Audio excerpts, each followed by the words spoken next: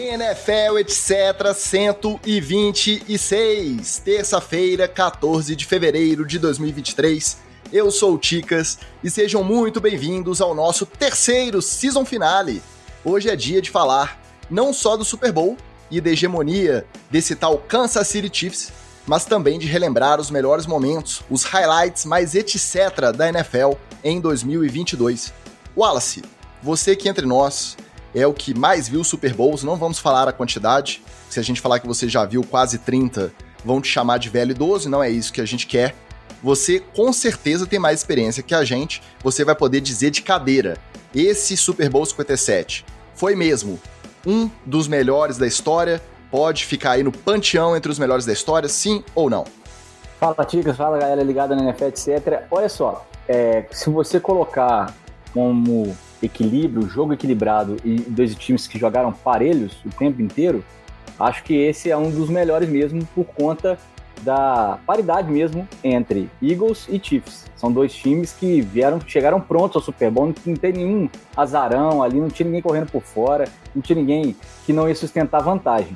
Mas, por exemplo, a gente tem alguns mais legais e emocionantes, tipo a afinada do Atlanta Falcons, que parece que o Matt Ryan vai ter que se aposentar com essa. Então, é isso. Eu acho que foi um grande jogo, um Super Bowl para poder ficar marcado mesmo. E eu acredito que pelo equilíbrio entre os dois times, acho que pode ser aí sim. É um dos melhores que eu me lembro de ter visto mesmo, embora eu tenha visto alguns bem, bem bons. Já que a gente tá na vibe dos melhores, dos rankings, no draft etc, mais tarde vai ter isso também, de você eu quero saber o seguinte, Magal, eu sei que você ficou dividido ali entre Rede TV um pouquinho e ESPN um pouquinho, não sei se chegou a passar pela Americana também, mas vamos trazer aqui para as nossas transmissões nacionais, vamos prestigiar o produto nacional. Entre essas duas emissoras, lança aí pra gente quais foram os seus MVPs de cada transmissão e se você também entrou naquele hype de assistir aos comerciais do Super Bowl, qual foi o seu comercial favorito também? Conta pra nós. Bom, Ticas, fala amigos do NFL, etc. Eu vou de trás pra frente aí. O meu comercial favorito do Super Bowl foi aquele que simulou um retorno da programação e alguém mexendo na TV e colocando o Sr. e Sra. Smith pra rolar. Cara, a quantidade de americano médio que deve ter criado confusão dentro de casa por causa disso, pra mim já valeu. Foi do nível, não lembro qual foi o Super Bowl, em que acho que foi um anúncio do Google, não, acho que foi um anúncio da Apple, agora não me lembro, acho que foi do Google, que aí na transmissão falaram alguma coisa e saiu ativando, não lembro se foi a Alexa ou se foi o equipamento lá do Google, saiu ativando isso no país inteiro, loucura. Eu gosto dessas coisas assim, que causam uma confusão, que causam um foi você, a culpa é sua, entendeu? Agora, sobre as transmissões nacionais, Ticas, cara, acho que MVP é uma palavra muito forte. É uma palavra muito forte. Eu diria o que funciona bem em uma e o que funciona bem na outra. Na transmissão da Rede TV, eu já ia falar Rede TV. na transmissão da Rede TV, é porque é Rede TV e ESPN, né? Não é ESPN. É Sport TV. Eu acho que é Sport TV, né? Só para cá uma confusão. Eu acho que na Rede TV funcionou legal para quem não é uma pessoa que acompanha, né? Quem não é um fã costumeiro de Super Bowl. Porque teve mais explicação, teve uma coisa um pouco mais didática. Então, acho que para quem estava assistindo com pessoas que não estão acostumadas, foi uma opção melhor do que a ESPN. A ESPN foi mais ali direto ao ponto. A única coisa que me incomoda um pouco na ESPN é esse rancinho de velho que o Paulo Antunes está de gostar de discordar dos outros, né? No caso do comentarista de arbitragem, né? Então, assim, você vê que por que eu vou criticar o cara, né? O Galvão Bueno ficava trocando farpa com o Arnaldo César Coelho, então eu acho que eles estão indo pelo mesmo caminho. Só para contextualizar o comercial que você citou, para quem, porventura, não tem assistido, imagina que você está assistindo a transmissão oficial lá da Fox americana do Super Bowl e entra um menu como se você tivesse acionado o aplicativo da Tubi, um streaming, tipo Netflix, tipo qualquer streaming, tipo o menu do YouTube. E aí o comercial era justamente isso, na sua tela brotava o menu, a página inicial desse streaming deles, do Tubi. Então, o relato que eu vi, o mais comum, que mais gente falou, foi que todo mundo começou a olhar onde estava sentado, no sofá, para ver se não tinha sentado em cima do controle remoto, para ver se não sentou e iniciou sem querer o aplicativo na televisão. Realmente, você vê que mexe desse tanto com a galera é porque o comercial foi criativo e deu certo. Esse eu gostei também. Agora, teve um de ração de cachorro, tá?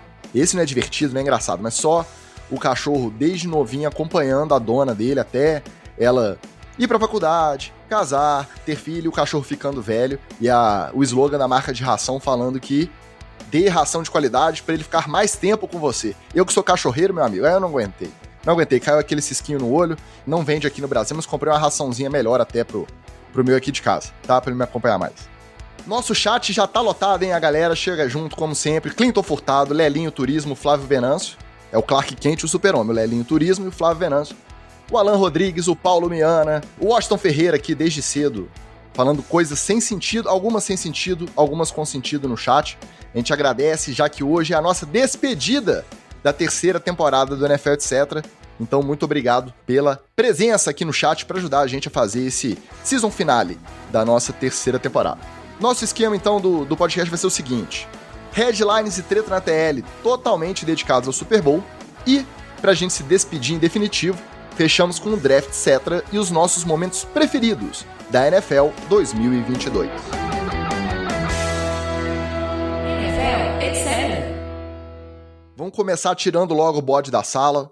Paulinho Miana já tá ali revoltado no chat, dizendo que é o Super Bowl mais roubado da história. Mas aí eu levanto a questão para vocês, meus amigos. Se a gente passa a temporada inteira reclamando que nos momentos decisivos os árbitros têm a tendência de enfiar a flanela no bolso, esquecer da flanela e não marcar coisa muito explícita, é meio incoerente a gente reclamar de uma marcação dessa que, por mais que a transmissão tenha falhado no primeiro replay, ela custou a entender onde que tinha sido, de fato, a segurada, né, o holding que foi marcado, mas depois que isso foi esclarecido, que até o próprio jogador que cometeu a falta admitiu, o pessoal continuou reclamando. É incoerente ou não é? Olha, o Ticas, o negócio é o seguinte, cara. A gente até comentou isso aqui outras vezes. Árbitro é humano. Humano erra. Eu começo por aí. Ah, mas amigo, árbitro é humano e humano erra. Então já começo por aí. Segunda coisa, você não pode deixar o seu jogo depender de uma chamada. Se você for olhar outros Super Bowls que a gente teve, inclusive, recentemente, foram jogos que não dependeram de uma chamada. O time que ganhou e ganhou com folga, ganhou com superioridade. Então, se você não quer depender de um erro humano, você precisa se garantir no seu acerto humano, né? E uma coisa que sempre me incomoda nesses casos, Ticas, é o seguinte: fica todo mundo reclamando de uma chamada errada e ignora todas as outras chamadas erradas que também aconteceram ao longo do jogo. Errada entre aspas, Magal. Erradas com aspas. Não vou chamar de erradas, chamadas polêmicas. A pessoa se foca em uma chamada polêmica e não fala de nenhuma das outras chamadas polêmicas que tiveram e eu digo mais, não é só nesse jogo, porque se você for chegar nesse nível de preciosismo, você tem que ir no jogo anterior também, ué. Porque se teve uma chamada polêmica no divisional ou na final de conferência, ela afetou o Super Bowl também, porque nem lá o time estaria, ué. Então, assim, gente, isso aí é aquela parte da vida que você não controla, que você não tem como mexer. Vai ter algum erro de árbitro. Você tem que ir para o Super Bowl, você tem que jogar garantido, sabendo que vai ter. E você tem que se precaver. Como é que você se precave? Jogando de forma mais dominante e abrindo uma vantagem numérica que te dê essa segurança, essa confiança. Não, eu resolvo muito simples essa questão. Se você acha que não foi holding, faz o curso de arbitragem e no próximo Super Bowl tenta estar você lá no campo. E aí você vai decidir que não foi holding. Pronto. É isso aí. A cabeça do árbitro que estava observando a jogada naquele momento percebeu que foi holding. E tá todo mundo falando também de uma parte errada do lance. Não é na hora que ele segura na cintura. É na hora que ele segura no braço. Ele evita que o Juju gire mais rápido e saia antes dele. Aí é assim que ele consegue botar a mão na cintura do Juju. Então, é um holding em duas partes. Aquela da cintura realmente não tinha mais por quê, né, você marcar. Mas o cara veio e joga a flanela na hora que ele está segurando o braço do Juju Smith-Schuster para poder não girar. E hoje já teve rede social sobre isso aí, foi lindo. O Juju Smith-Schuster hoje é Valentine's Day, né? para quem não sabe, é feriado, quer dizer, não é feriado, né? É uma data importante para os Dia dos Namorados dos Estados Unidos, né? Estados Unidos e o Paulinho pode falar aqui no chat se é também lá na Irlanda, naqueles países que ele fala inglês lá. Então, o Juju Smith-Schuster postou uma foto do Sauce Gardner e escrito em cima... Aliás, não, Sauce Gardner não. Bradbury, escrito I'll hold you when it matters most. Ou seja, eu vou segurá-lo quando importar mais. Fantástico. Eu acho que uma parte da controvérsia, porque na primeira imagem eu também questionei muito.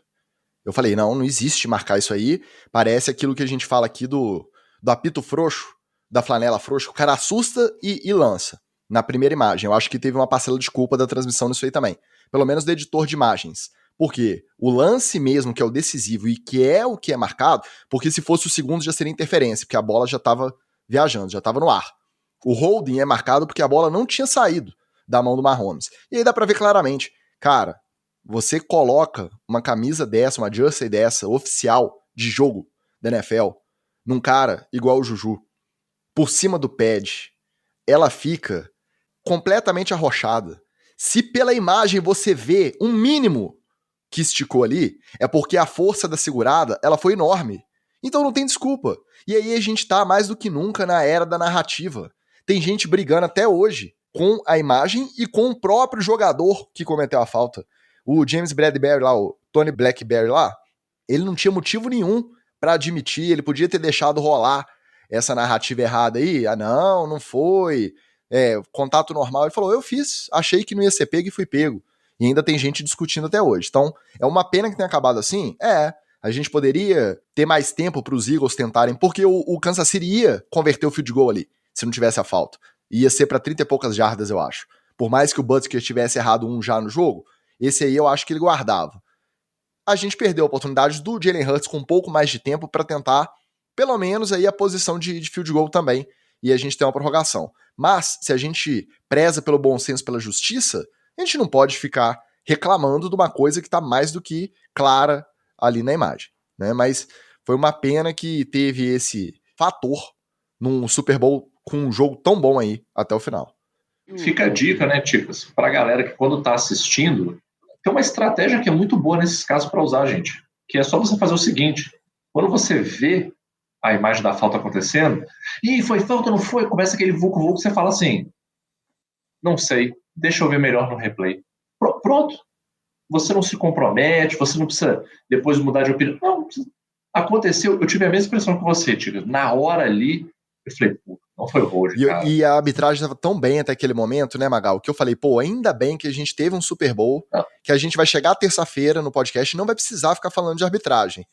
Cara, e eu já preocupei, eu vou te falar, eu já preocupei automaticamente com a sequência. Eu falei assim, pronto, né?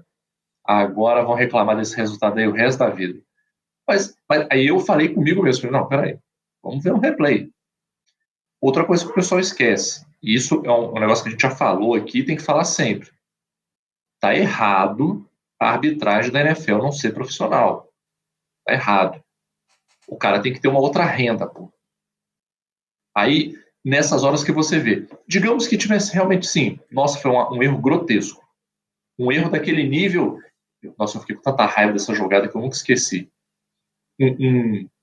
Um erro daquele nível do Seahawks e o Packers, que um árbitro deu touchdown, outro árbitro não deu, no final das contas o Pete Carroll se deu bem. Imagina se fosse um erro daquele.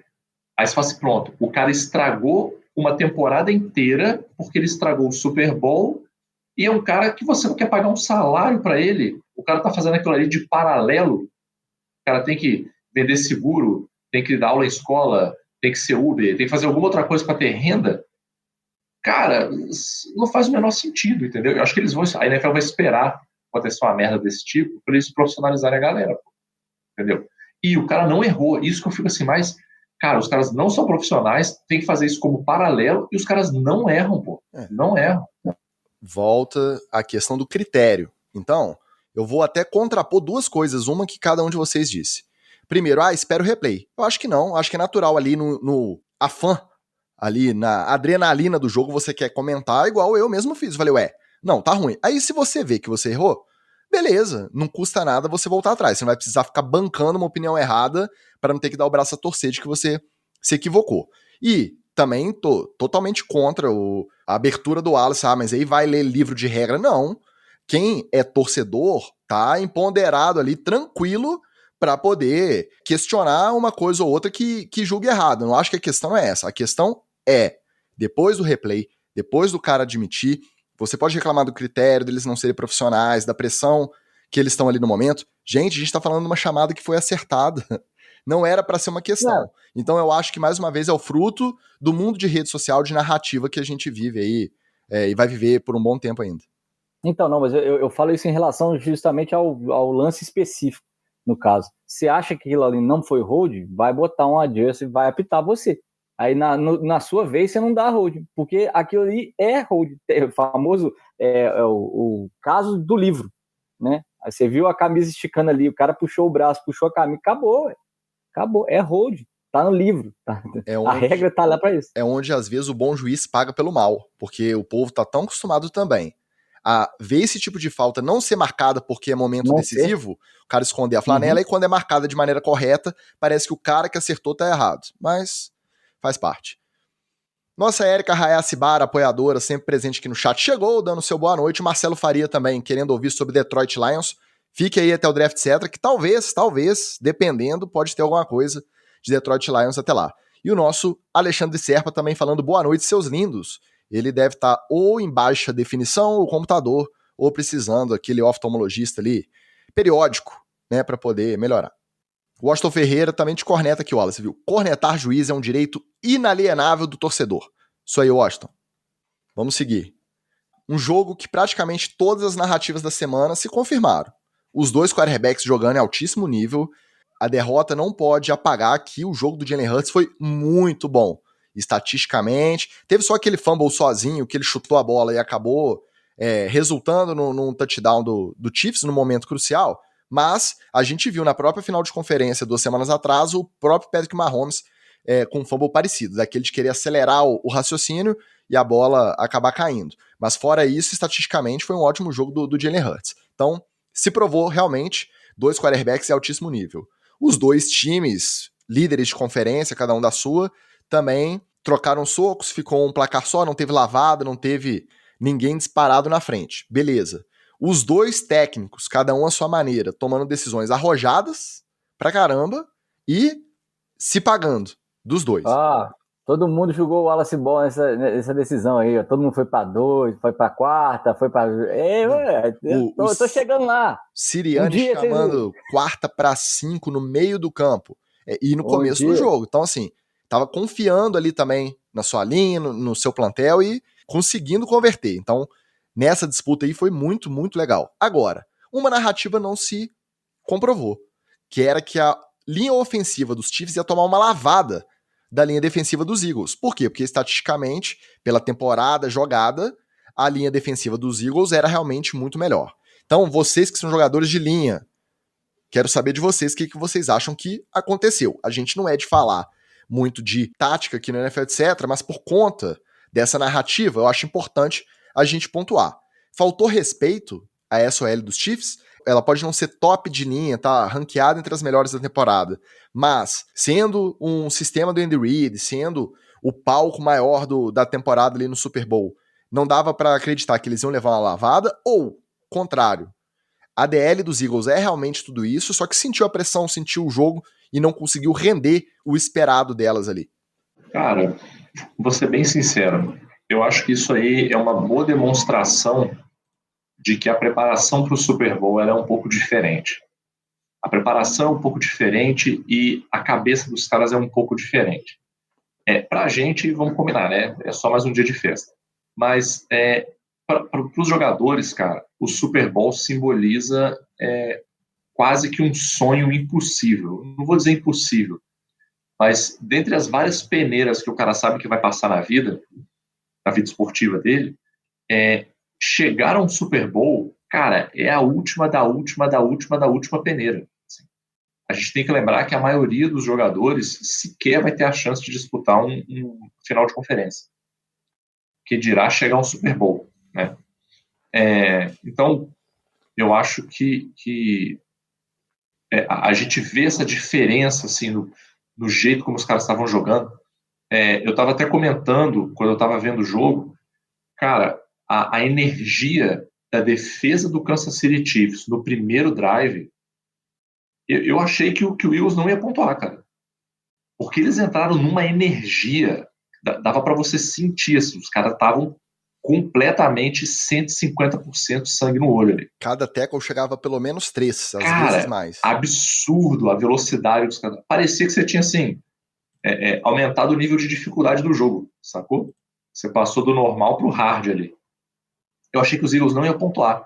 E aí você vê que a vontade do Jalen Hurts, né, e do ataque do Eagles de pontuar é tamanha também que os caras botam a cabeça no lugar, descolam a jogada. O Jalen Hurts fez uma primeira campanha, cara, praticamente impecável, com uma defesa que estava vindo para cima com tudo, e ele claramente deu para sacar. A mensagem que a defesa tentou mandar no primeiro drive, não deixar os caras pontuarem, sair com o three and out para já meio que ditar o ritmo psicológico do jogo. E não conseguiram. Você vê que aí o ataque do Kansas City entrou, quando a defesa entrou de novo, ela tinha baixado a bola ali um pouquinho. Já não estava aquela energia toda, mas os caras estavam lá tentando. Então eu acho que essas mudanças que a gente vê de comportamento, principalmente aí de OL, de DL, conseguir parar jogo corrido, não conseguir parar jogo corrido, tem, óbvio, muito ajuste da CT, mas eu acho que tem muito do psicológico do atleta também, cara. Eu acho que, na verdade, falando um pouquinho sobre o embate que a gente citou aqui no tópico, a DL do Eagles não conseguiu pressionar o tanto que habitualmente pressiona com 4, porque eles não mandam blitz toda hora, eles pressionam com 4, é o Fletcher Cox ali no meio, segurando o double team, empurrando os caras para trás, e porque a OL do Kansas City fez um negócio diferente. O Mahomes não usou tanto tempo no pocket assim. Então, quando começou o jogo, ele começou com um passe curto para o Kelce, e o Kelce teve uns 3 ou 4 mismatch ali, que ele estava sendo marcado pelo corner mais baixo, ou pelo safety que estava vindo para poder ir no apoio. E aí, quando você começa a encaixar esse passe curto, aí você começa a liberar a defesa, porque a defesa não vai mais com tanta força para cima de você, não vai ninguém blitzar, porque vai ficar preocupado ali com o meio do campo, e aí você começa a liberar o jogo corrido, que foi quando começou a entrar as corridas do Pacheco, as corridas do McKinnon. Então, os ajustes de jogo e para o Super Bowl foram muito eficientes do lado do Kansas City, e o Eagles não conseguiu reagir a isso.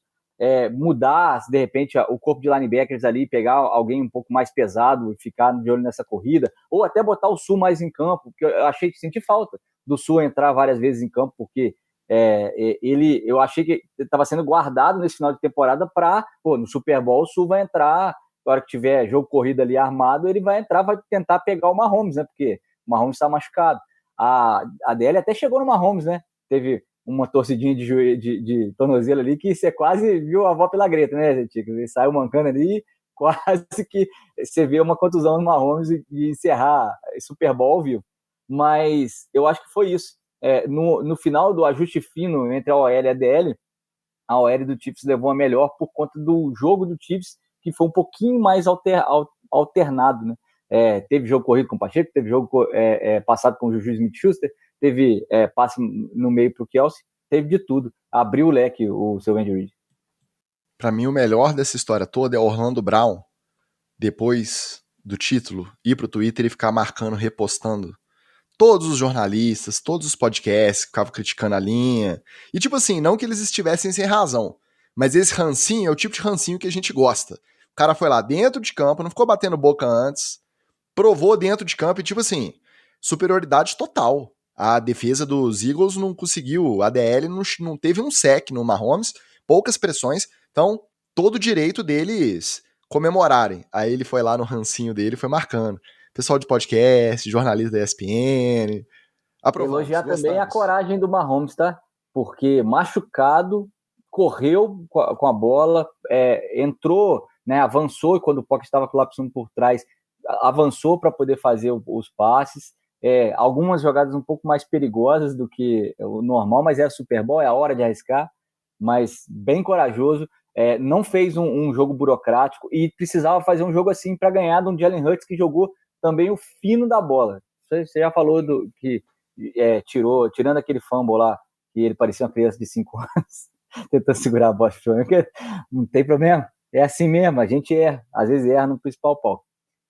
Mas também jogou tudo que sabe, tudo que pode até agora. É um cara que veio se consolidando nessa temporada, fez um grande ano, um grande Super Bowl, e o Eagles está aí, vai virar contender de novo. Eu acho que todo mundo que estava assistindo ficou com medo da gente perder um segundo tempo, que foi no final do primeiro tempo ali, do segundo quarto, o Super Bowl por conta do agravamento da lesão, apesar de que a gente sabia que mesmo de muleta, pulando na perna só, igual o jogo contra os Jaguars, no divisional, ele iria ficar em campo e dar um jeito. E aí, ele completou o ciclo inteiro, ele fez a jornada do herói de forma completa, porque teve o quase agravamento da lesão, saiu atrás no placar, teve que buscar a virada. Nesse ponto, o fato de ter um show do intervalo e do intervalo ser muito maior do que um intervalo normal de jogo normal, tanto de playoff quanto de temporada regular, ajudou, porque deu tempo de tratar. Ele disse que não tomou a injeçãozinha ali, não tomou aquela na veia, mas que tratou ali com o professor, né, com o treinador dele ali, que deu aquela... Placenta de égua. Aquela massageada ali, enrolou, meteu a fita e voltou. Então, tava vendo, contar o tempo de quando ele saiu de campo machucado, já no finalzinho, mais o show do intervalo, mais o kickoff e ele começando a primeira campanha dos Chiefs no segundo tempo. 48 minutos de distância. Então, deu tempo dele colocar o tornozelo no chão, tratar, voltar e tá mais recuperado. Então, teve todo esse fator, acho que completou. Acho que provavelmente a gente vai lembrar desse Super Bowl como realmente o ponto de virada entre o cara. É muito bom, mas será que vai estar ali no top 3 da história? Eu acho que esse Super Bowl vai ser lembrado assim, vocês concordam? Rica, você se lembra de uma... Você que também é um cara do rock, você se lembra de uma lenda que o Keith Richards tinha trocado o sangue dele todo, porque ele usava tanta droga que ele precisou trocar o sangue, coisa dos anos 80, né, gente? Que o pessoal acreditava. Cara, eu acreditaria se dissesse que o Mahomes precisou trocar o sangue todo depois do Super Bowl, porque o veneno que ele deve ter tomado para voltar a jogar, cara, eu acho que a maquininha de hemodiálise devia estar esperando ele no vestiário. Mete o veneno, joga, saiu, filho, vem aqui pra gente filtrar esse troço do seu corpo, pra você poder continuar vivo depois. Você via na cara dele saindo do campo, até pior do que a primeira torção, porque na primeira ele tava tentando demonstrar que ele não tava sentindo. Nessa aí ele tava abaixando a cabeça no ombro do fisioterapeuta lá que pegou, assim que ele saiu na sideline, o fisioterapeuta foi ver, ele tava abaixando a cabeça, fazendo careta, eu falei, ih, rapaz, já era, hein. Eu fiquei com medo. Eu achei que tinha acabado ali, pra ser bem sincero, eu falei assim, pronto, acabou, agora o Eagles vai vir, vai dominar o jogo. E vou te falar uma última coisa, Ticas. Eu não duvido de que eles tinham ali no playbook umas jogadinhas para a situação. Mahomes cravado dentro do pocket, sem conseguir se mexer. Recebe a bola, paradinha, ele igual um 2 de pau, faz um passe curto, alguma coisa assim. Eu não duvido que eles tinham uma meia dúzia de jogada preparada para isso. Ele tentou passe pulando, meio de costas, meio por baixo, assim. Ele passa a bola de qualquer jeito, né? Se bobear, ele passa a bola com o pé. O Washington Ferreira tá falando aqui que passaram pomada de peixe elétrico no Mahomes. É isso aí. A banha do peixe elétrico da Amazônia. Banha do peixe elétrico da Amazônia com minâncora combinado com Calminex. Isso aí cura qualquer pé. Depois, se não cair em 3 dias, ele continua com ele. Agora, a teoria da conspiração boa é de que a caretaiada que ele fez, a mancaiada que ele mancou ali na sideline, era tudo manobra dispersiva, ele fingindo que tava pior do que tava, pra pegar a defesa dos Eagles desprevenida. Não boto minha mão no fogo por isso. Pode tranquilamente ser verdade. É claro que você tem que pensar que tudo faz parte de um jogo igual o Super Bowl, né? Ele podia estar fingindo que estava mais machucado que estava.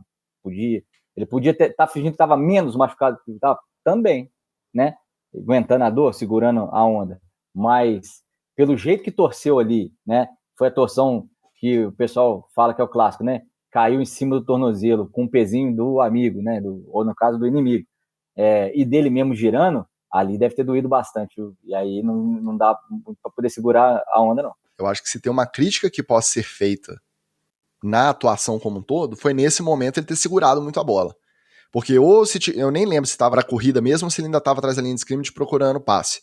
Não, ele tava procurando passe, tava do lado do pocket. Você tá sentindo que tá chegando. Joga a bola fora. Você tá sentindo que tá chegando? Joga a bola fora. Ou então faz o slide ali mesmo se for pra perder jarda. Entendeu? Não se arrisque, você sabe que você tá baqueado. Só que aí a gente fala, né? O Hero Ball é o que completa a jornada do herói.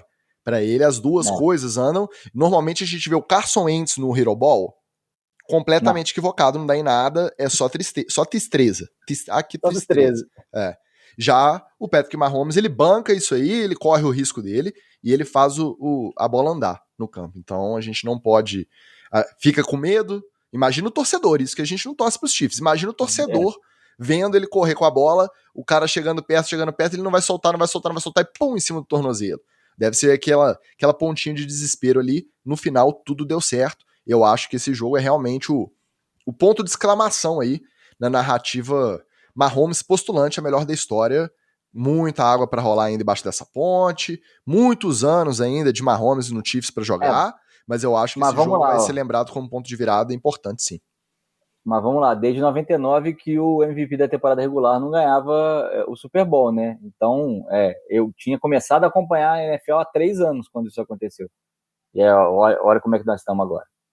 Também o maior lançador, né? O quarterback lançou para mais jardas na regular, nunca tinha vencido o Super Bowl, mais um tabu. Além de toda a jornada da lesão, dele virar o jogo, tem todas essas quebras de recorde aí, além, claro, do vencedor do Caro Coroa, 6 anos seguidos milestones, os milestones, o inglês necessário. O inglês necessário. Milestones. O vencedor e do semana passada, o Ticas metendo o pau no Mahomes, falando que ele não ia chegar no pé do Tom Brady. Só de maldição ele quebrou umas 3 nesse Super Bowl. O cara quebrou até maldição. As corridas que ele fez no Super Bowl foram todas mais rápidas do que as que o Brady já fez na vida dele inteira, com os 2 tornozelos sem estar torcido. Ele tá com 27. Supondo que ele vai jogar até os 41, você... generoso, porque ele come muito ketchup, talvez ele não chegue lá, igual o Tom Brady e o seu TB12. Então vou botar 41 pro Mahomes ali, se chegar. Então ele vai ter mais 14 Super Bowls a serem disputados aí, 13 ou 14. Uns 2, 3 do Lamar Jackson, uns 2 do Justin Herbert, mais uns 2 do Joe Burrow. Não sei se vai dar pra ele... Faltam 5 ainda pra ele empatar com o Brady. Eu ainda fico com o Brady nessa aposta aí. Mas torço pra queimar minha língua. Torço pra eu ser equivocado, porque eu quero ver o Mahomes. O pior aí do Mahomes nesse hype dele, de ser um dos melhores, é ter que aguentar o irmão dele dançando TikTok enquanto o time comemora dentro de campo. Esse é o pior, porque... Mas aí é um mal que a sociedade toda enfrenta, né? Eu sei, mas quando o Lewis Hamilton ganha o título lá na Fórmula 1, ou o Verstappen ganha o título dele lá, o irmão deles não passa atrás fazendo coisa pro celular. Eu sei que é coisa de velho, somos velhos, rabugentos, tá? Se você é jovem e ouve NFL, etc., eu acho que não é. A gente fala tão mal de jovem aqui que eu acho que só tem velho também que ouve esse podcast. Cheio de velho. Mas vocês respeitem os mais velhos então, viu, gente? Vamos lá, olhando pra frente, já que a gente tá falando dessa consolidação da hegemonia, já se pode dizer 5 finais de conferência seguidas, 3 Super Bowl disputados, 2 vencidos. Já é uma dinastia, já é uma hegemonia do Kansas City Chiefs. Olhando pra frente, e aí a gente faz esse exercício aqui, é claro que o mais fácil é comparar a trajetória do Mahomes com a do Brady, mas tem um fator importante aí. Quantos anos mais o Andy Reid vai estar à frente desse ataque? Teve um zum de que ele poderia se aposentar até esse domingo mesmo. Se ele saísse com o título, Jay Glazer plantou essa aí na Fox. Mas aí logo depois o Andy Reid falou que não, que ele se sente muito bem, não tá pensando em parar. Mas eu acredito que ele não vai ficar mais 15 anos no NFL. Eu acredito que antes disso ele encerre. Tá consolidada essa dinastia. O que pode atrapalhar o Kansas City Chiefs nesse futuro a médio prazo aí nos próximos 10 anos? Eu acho que o que pode atrapalhar é uma possível, lesão mais limitante do Travis Kelce, não é nem do Mahomes. O Kelce não machuca, né? Um cara, um tanque de guerra, mas esse ano já começou a sentir as costas, dá uma travada nas intercostais da costela, né? E ele tomou pancada o tempo inteiro, né? Ele tá ali no meio de campo para poder garantir. Como eu falei, ele foi a chave para poder destravar o jogo do Chiefs nesse Super Bowl, e quase todo jogo ele é o cara dominante que salva o Chiefs, que retorna com o time, que faz o ataque ganhar aquele embalo. Então ele é uma peça muito chave.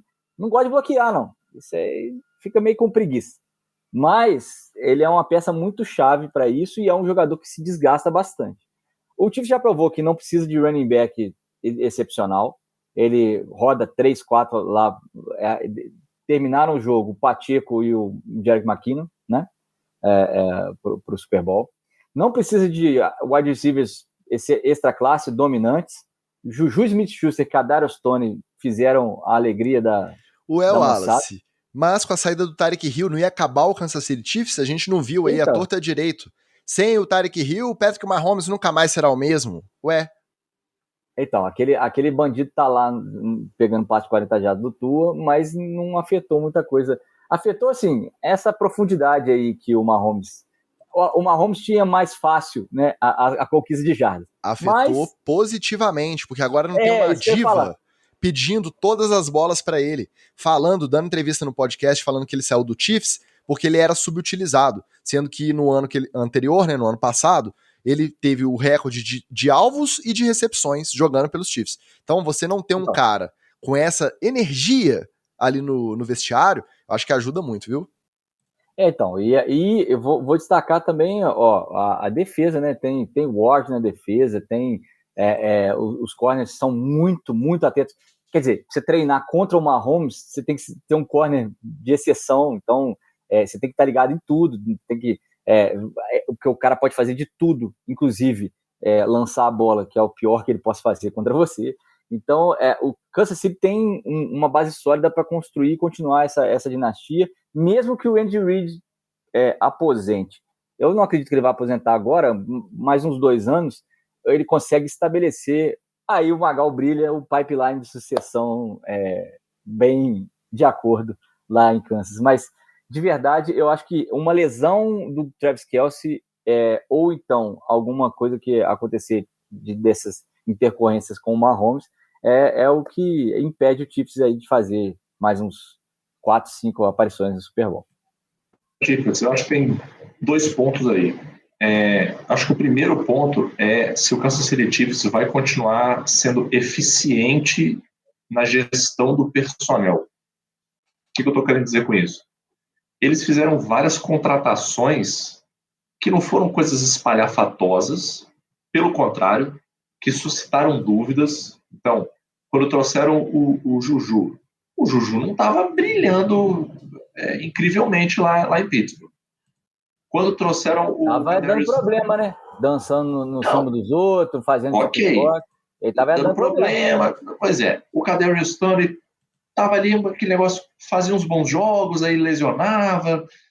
E repare, até o próprio Michael Hardman também, né? Não tava assim, nossa, que jogador incrível trouxeram. Então eu acho que o Kansas City Chiefs tem uma gestão muito eficiente nesse sentido. Tem bons scouts que conseguem detectar bons caras em outros times e fazer bons negócios, né? Fazem bons negócios contratando jogadores. Esse é o ponto principal. O segundo ponto, eu acho que tem uma gestão de mais curto prazo que eles vão precisar fazer em algumas peças que vão ser relevantes. Porque a gente sempre acaba pensando muito assim, o contrato do Mahomes é gigante, eles nem pensam nisso. Né? É um investimento que já está feito. Beleza. Só que tem alguns caras que fazem diferença aí também. Né? O próprio Orlando Brown Jr., né, o left tackle, cara, ele é um cara que está fazendo diferença e é um cara que você vai ter que ajustar o contrato. Provavelmente até botar uma franchise tag nele no ano que vem. Se você gastar uma tag nele no ano que vem, vai custar mais caro. Ele vai ter que entrar já num valor que começa a apertar um pouco o seu cap e começa a forçar um pouco a sua folha de pagamento para cima. Né? Ali nos recebedores, eles estão tranquilos com alguns, né? Inclusive o próprio Kadarius Toney e o Walter Scantling também, mas o Juju e o Hardman vão ser free agent para a próxima temporada. Então, já é o que eles vão ter que mexer também. Eu acho que fazendo esses ajustes de curto prazo e mantendo esse histórico de fazer boas movimentações, de fazer bons negócios, pegando jogadores que conseguem produzir melhor no Chiefs, e vamos ser bem sinceros, A gente sentiu falta do Tyreek Hill no final das contas?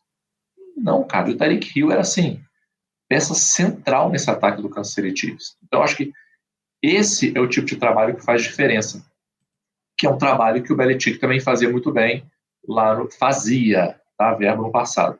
Fazia, né? Muito bem lá nos Patriots. Sobre o Andy Reid aposentar, cara, eu vou ter que relembrar aqui o meu velhinho querido, né? O meu vovozinho Tom Coughlin, que ganhou o Super Bowl e ele já estava bem idoso já, né? Bem idoso. No caso, tava morto muito louco, né? Tava morto muito louco. Tava andando só no voodoo.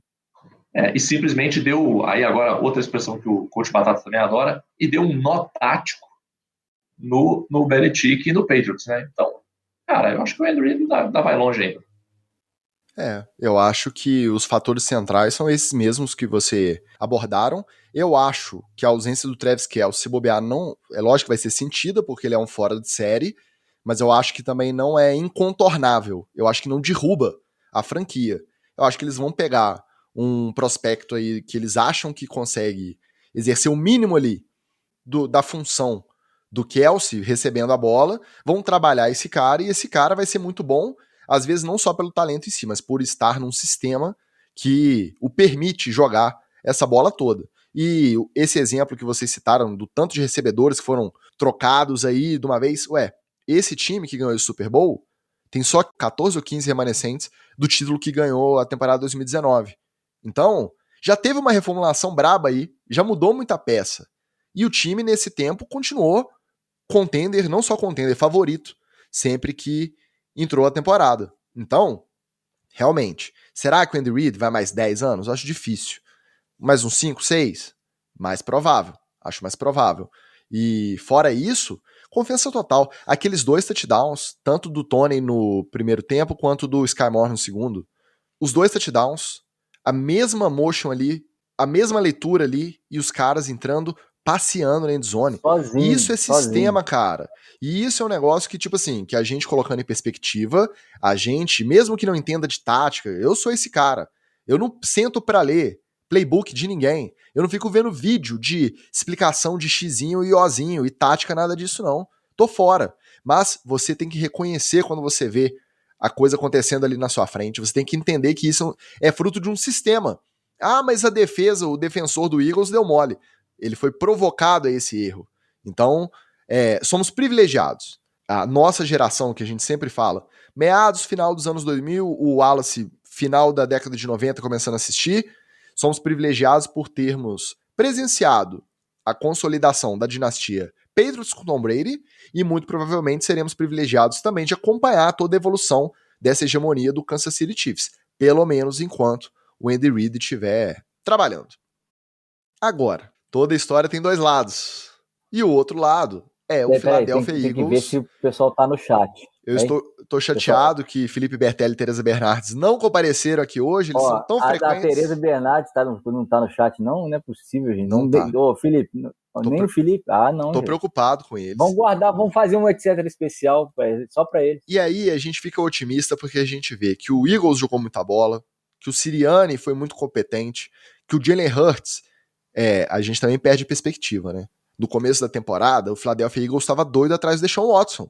Era um dos postulantes. E mesmo depois que foi confirmada a ida do Watson para os Browns, o Eagles estava assim, e agora? Vamos trazer um free agent veterano ou vamos continuar com o Jalen Hurts? Ele não era garantia, ele não era certeza de levar esse time para esse ano. Não só levou, como obviamente com esse desempenho dele, foi candidato a MVP e tudo, ele vai ser renovado. Então essa base ali já está consolidada. Agora, acabou o Super Bowl no domingo, aí no dia seguinte já fez uma entrevista e já foi contratado. O coordenador ofensivo, o Shane Steichen, vai ser o novo técnico dos Colts. E o defensivo tá faltando só assinar, o Jonathan Gannon, muito provavelmente vai ser o técnico do Arizona Cardinals. Então, os 2 coordenadores do Eagles, o ofensivo e o defensivo, vão preencher as 2 vagas de técnico principal que estavam faltando serem preenchidas, a de Colts e Cardinals. E aí, o Jason Kelce está considerando a aposentadoria. Acho que o Lane Johnson também. O Fletcher Cox tem mais um figurão aí de linha deles que tá pensando em se aposentar. O Sul tem uns 3 anos que ele tá falando que vai aposentar. Desaposentaram ele uma vez. O Sul já não conta porque ele já é jogador de rotação no Eagles. Ele não é aquele cara que é a base da linha como o Kelce de center e o Lane Johnson de guard. Já é um cara que não é tão utilizado. Então a dele, acho que compromete até menos essa visão a médio prazo. Mas, por exemplo, se o Fletcher Cox aposenta ele também, não tem nem a rotação, né? Saiu os dois da rotação. Mas aí a pergunta que fica é essa. O futuro do Philadelphia Eagles, ele vai voltar ao Super Bowl logo? Essa base aí vai continuar dominante na NFC? Ou com essas perdas todas de difícil reposição, esse próximo tiro aí no Super Bowl pode demorar mais do que a gente imagina? Foi uma trajetória bonita, né? Todo mundo, quase todo mundo draftado, né? Só o A.J. Brown mesmo que veio de grande reforço pro ataque dos Titans, né? Uma galera que estava lá já na primeira vez que eles foram pro Super Bowl e disputaram com o Nick Foles lá, e depois veio o pessoal que era novato. Bonita a história, mas perdendo tanta gente assim na CT e dentro de campo, acho que fica difícil o Eagles conseguir consistência suficiente na próxima temporada para voltar. Agora, tem uma base sólida, né? Tem um QB que se transformou nesse ano. Se não virou um fenômeno, o Jalen Hurts mostrou mais do que suficientes atributos para ser o cara do Eagles para o futuro próximo, umas 5, 6 temporadas aí, e aí a continuidade da evolução é que vai mostrar para a gente o que realmente é o maior talento do Jalen Hurts. Agora, tem um caminho para seguir, tem um head coach novo, voltado para o ataque. Acho que o Eagles ainda está muito trabalho, mas vai precisar de 2 temporadas de reconstrução por aí. Gente, vamos falar a verdade aqui. O Philadelphia Eagles acabou. Acabou o Philadelphia Eagles. Acabou. Não, mas, gente, acabou. Vocês chegaram, foi quase, foi bonito, foi sincero, foi verdadeiro, só que acabou, cara. Tá? Veja bem, vocês já comentaram aí dos 4 jogadores, né? O Kelce, o Graham, o Cox e o Johnson. Desses 3 vão ser free agents.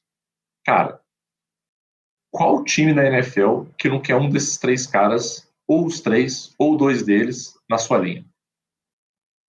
Eu quero. Se o Kelce vier pro Giants, cara, tá ali, eu vou passar a defender ele como nunca antes, tá? Então, você já tem esses 3 problemas aí para resolver, esses 3 free agents aí. Tem um outro problema que é a secundária, porque tanto o Bradbury quanto o Gardner Johnson, eles também vão ser free agents. E tem o outro maluco lá que eu esqueci o nome também da secundária, e que também vai ser free agent. Então você também vai ter que resolver isso. O Gardner Johnson foi um mole do caramba, né? O GM dormiu, porque o que o cara jogou e veio jogando na temporada já era para deixar mais ele para renovar há muito tempo. E você precisa remontar a CT. Você precisa remontar a CT. A gente sabe por que o Chiefs consegue fazer 2 idas ao Super Bowl com tão poucos remanescentes de uma ida para outra. E, dentre outras coisas, por causa da CT. Porque quando o cara entra, ele entra num sistema da CT, ele é recebido, ele é treinado, ele é preparado por pessoas que conseguem colocar o cara em muito alto nível. E o Sirianni vai ter que ter uma CT nova. Além da continuidade, né, Magal? Porque Bieniemy de ofensivo e Spagnuolo de defensivo já estão lá há uma data, né? Inclusive de maneira injusta, porque o Bieniemy já fez um monte de entrevista de head coach aí, ninguém chama o cara. Por que será? Por que será? Né? Então, assim, vai ser muito difícil. E mesmo que você consiga fazer, vamos fazer uma continha rápida aqui, ó. Você tem 4 caras lá no bife, né, na área do bife, no açougue. Você tem 4 caras lá no açougue para resolver. Você tem 3 defensive backs para resolver. E você tem 2 posições de staff que são relevantes para você receber. Cara, é muita posição para você acertar. Não é só você, será que vai ter gente boa? Você tem que ter gente boa e acertar a contratação. E tem uma galera dessa aí que vai escolher a gente boa que você vai ter que escolher uma gente boa para escolher a gente boa que vai entrar. Exatamente. Então, cara, Eu acho, cara, que vai ser difícil. Vai ser muito difícil. É muita reconstrução para fazer, entendeu? E vou ser muito honesto, eu não acho que vai conseguir reconstruir porque não tem tanta peça assim no mercado, a verdade é essa. Não tem tanta peça. E essas peças do Eagles aí, cara, a galera vai com muito sangue no olho, cara, pra cima. Eu acho que a galera... Imagina, quem que não vai querer um Gardner Johnson? Quem que não vai querer esse cara no defensive back? Quem que não vai querer um Jason Kelce na sua linha? Porra, cara, eu sei. Desculpa aí, Felipe Perpelli, desculpa, Teresa Bernardes. Vai ser difícil, tá? Sem dúvida vai. O Flávio comenta no chat uma coisa interessante aqui sobre o que a gente estava falando do Eagles, do Chiefs, perdão, que aconteceu muito na consolidação da dinastia dos Patriots também. Chega um ponto que o cara topa ganhar menos para ir jogar com o Tom Brady. Fez isso nos Patriots várias vezes, a gente tem vários casos. Com o Patrick Mahomes pode acabar acontecendo isso também. Então, perde jogador, a reposição acaba sendo mais fácil. O cara, às vezes, topa um contratinho mais amigável ao time, fica mais tranquilo de cap para ter mais armas para poder jogar num time que tem tudo para ser campeão. Já com os Eagles a gente não pode dizer a mesma coisa. Então o exemplo também funciona para outro lado. Não é todo mundo que vou jogar com Jalen Hurts. Ok, o cara parece que tem um futuro muito promissor, mas ainda não tá na fase do cara abrir mão de milhões de dólares para jogar nos Eagles. Então essa diferença faz toda a diferença aí pensando no futuro a médio prazo também. Muito bem observado pelo nosso Flávio. Nosso Flávio, inclusive, que veio aqui no chat mandar abraço para um outro apoiador do NFL Etc, para o Pablo Bira. Por quê? Porque no NFL Etc Diretoria, o nosso grupo de apoiadores, lá no WhatsApp, nossos apoiadores maravilhosos, rola muito network também, rolam negócios, business, Buffon, Farame, grana. E aí ele mandou um abraço para o Pablo Bira, que foi o primeiro etc. a contratar os serviços da agência Lelinho Turismo e Eventos. Então faça parte desse network você também. Lá a gente não veta propaganda. Inclusive o Coach Batata tá lá fazendo propaganda de podcast concorrente. Mentira, não é concorrente, tá? É afiliado, é anexo. Que nem existe direito, que é só virtual. É verdade. A gente não vê ele pingar no feed nunca. Tem uma palavra boa aí, isso é praticamente um marketplace. É um marketplace. Marketplace. Ele não resiste Nós estamos corporativo hoje. ao inglês necessário. Enfim, faça parte desse network da NFL. Mesmo nas nossas férias do podcast, a gente continuará presente no nosso grupo NFL Etc Diretoria, apoia.se/NFL Etc. Lá no final do episódio a gente vai dar outros recadinhos relacionados ao nosso grupo de apoiadores maravilhoso. Mas agora, para encerrar o nosso headlines do Super Bowl, eu quero saber de você, nosso Regis Tadeu. Você é nosso Nelson Mota. Show do intervalo com a Rihanna. Amou ou odiou, Magal? Chicas, primeiramente, vamos ser honestos. Tá? Vamos ser honestos. Plataformas top. 10/10 essa ideia. Fiquei pensando, como que ninguém pensou nisso antes? Mas as boas ideias são assim, né? Quando você vê, você fala, pô, como que ninguém pensou nisso antes? Porque é uma ideia relativamente simples, mas que causa um efeito muito maravilhoso. Pô, o efeito foi muito maravilhoso, isso é indiscutível. O repertório, 9/10. 9/10. Por quê? Faltaram alguns clássicos e teve uma parte na meiuca ali do show que foi uma enfiação de música mais ou menos que demorou um pouco a passar. Mas se ela tocar todas, vai ter que ser 60 minutos de intervalo só. Mas eu não falei todas, cara. Falei, pô, teve umas músicas ali no meio que não faziam o menor sentido, sendo bem honesto. Tá? Perdeu uma chance de ouro, cara, que pouquíssimos artistas têm na mão. Essa mulher tem uma música chamada Please Don't Stop the Music, e ela não usou essa música. Cara, olha que momento genial você poderia ter criado. Acompanha aqui comigo, diretor de criação. Ou como tem lá na Disney, o Imagineer, né? O cara que imagina coisas e depois toca no rabo da engenharia para produzir.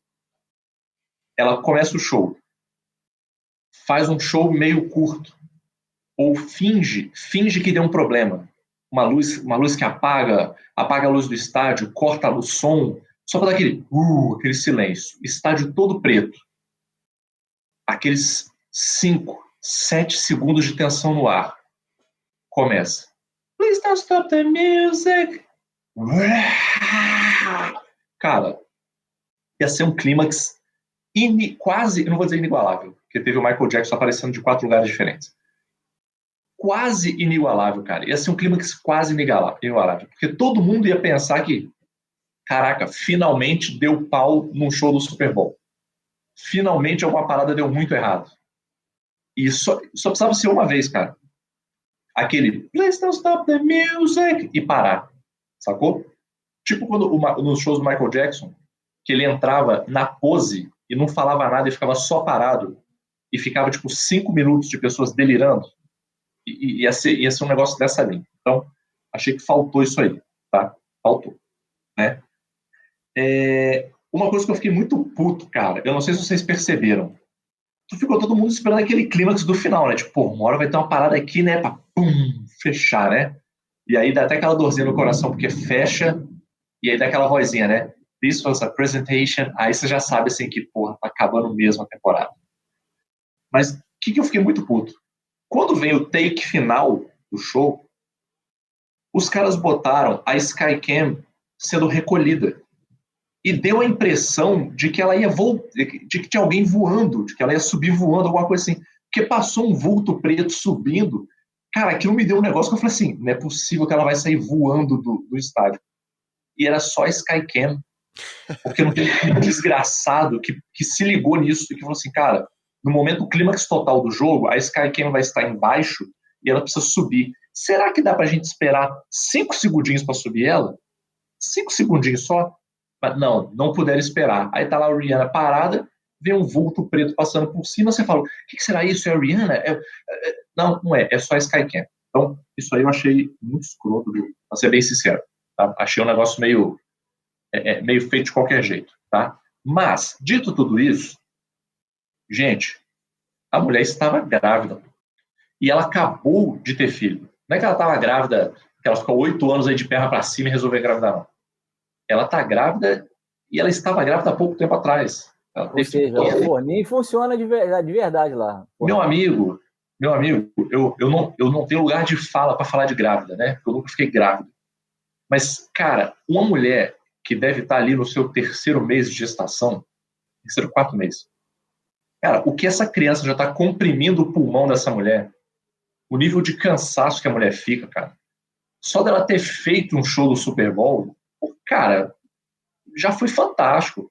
E assim, dentro do possível, pô, e dentro do seguro também, ela dançou, ela interagiu. Então, galera, vamos pegar aí fica assim, né, o tuiteiro, né, mas achei que a Rihanna estava sem energia. Ô, desgraçado, quando você ficar grávido e você vivenciar o que é um 3º, 4º mês de gravidez, o nível de cansaço, aí você comenta. Você provavelmente é um cara que fica sentado no sofá e fica com preguiça de pegar uma água na geladeira, aí você tá criticando a mulher que tá grávida e tá lá fazendo ensaio. E lembra que a gente comentou isso aqui no episódio passado. Ela gosta de trabalhar à noite, então ela chegava lá às 6, 7 horas da noite e ficava ensaiando até de madrugada. Amigo, eu sem estar grávido, na situação que eu tô hoje, eu não ia aguentar esse ritmo. Que dirá uma mulher que tá grávida e que acabou de ter outro filho. Então, assim, porra, vamos pegar leve com a Rihanna também, né? Foi um show maneiro, o repertório foi maneiro, teve várias coisas maneiras, o uso da luz eu também achei muito maneiro, aquela luz ultravioleta nos caras vestidos de branco, aí eles ficaram roxo, aí ficou uma coisa meio... Você não sabia se a sua TV estava mega saturada, o que era, né? Um negócio assim. Pô, também foi bem maneiro, foi uma coisa relativamente simples, né? Pô, só usar a luz ali com a roupa. Então, assim, cara, no geral, eu acho que foi um show bacana, foi um show honesto. E aí agora eu vou falar um negócio que você vai ficar feliz, tio. Bem melhor do que o show do The Weeknd. De longe. Me fez mudar minha opinião sobre o show do The Weeknd. Acho que agora o show do The Weeknd não foi essa Coca-Cola toda, não.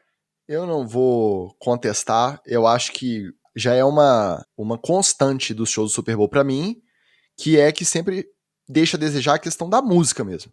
Musicalmente, eles têm deixado a desejar constantemente. A produção foi muito maneira, ela dançou pra caramba, pra quem tá grávida, a questão das plataformas foi um negócio que me deu até um ruim. Gente, essa mulher grávida em cima dessa plataforma, dançando, a plataforma descendo e subindo, não tem um cabinho nela, segurando, às vezes tinha, a gente só não tava conseguindo ver, né? Mas a sensação... Ele tava atrás dela, ali tinha um caminho. Atrás dela. A sensação que deu foi esse risco. Mas é aquela coisa, né? Eu acho que falta sempre música. Aí realmente ela ficou muito desgastada num ponto. E aí ela também largou a mão de fingir, de fazer voice over ou de fingir que não era playback. Ela simplesmente largou a mão, ela não cantava mais final de frase, ela só dançava. E aí a gente ficava com aquela sensação dela estar ofegante mesmo. Então acho que isso deixou um pouco a desejar. Produção maneira, mas não entra entre os shows históricos, os bons shows aí que serão lembrados do Super Bowl, não. Agora, você foi eleito, não achei Magal, nenhuma... por unanimidade aqui no chat de 2 pessoas, a Eric e o Clinton, você foi eleito, tá, como o próximo responsável do show do Super Bowl pela NFL. Gente, joga qualquer artista na minha mão que eu faça um puta show. Qualquer artista. Eu não achei uma Lady Gaga também, mas não foi nenhum cosplay também. Exatamente. Aí o Clinton concorda que foi muito linear, não teve essa quebra, não teve essa expectativa de, né, uma mudança, igual a gente está acostumado a ter também, que seja... também não teve convidados, não teve nenhuma surpresa, né? Quando a gente para analisar friamente, deixou um pouquinho a desejar, sim.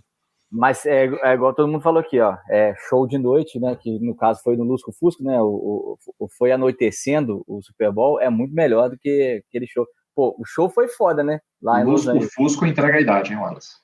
O show foi foda lá em Los Angeles, dos caras e tal, mas esse de dia é uma bosta. Bom, falamos dos times, falamos do jogo, do placar, do show. Agora vamos falar daquelas fofoquinhas dos bastidores. Bora pro Treta na TL. A gente acha que a gente manja de NFL, que a gente acompanha, mas uma coisa que eu confesso que eu não sabia.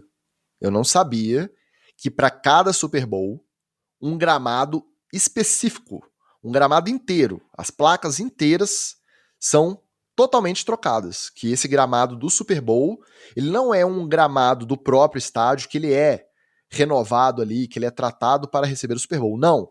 É um gramado fora, que é tratado fora, é criado fora, e ele é aplicado, ele é instalado no estádio para a disputa do Super Bowl. Fiquei sabendo disso, para mim, isso era novidade, confesso para vocês. Beleza. Então, todo ano, a NFL providencia isso aí. Esse ano, tanto a NFL quanto os insiders que fazem esse serviço de ficar divulgando coisa fingindo que é informação quando na verdade é propaganda, né?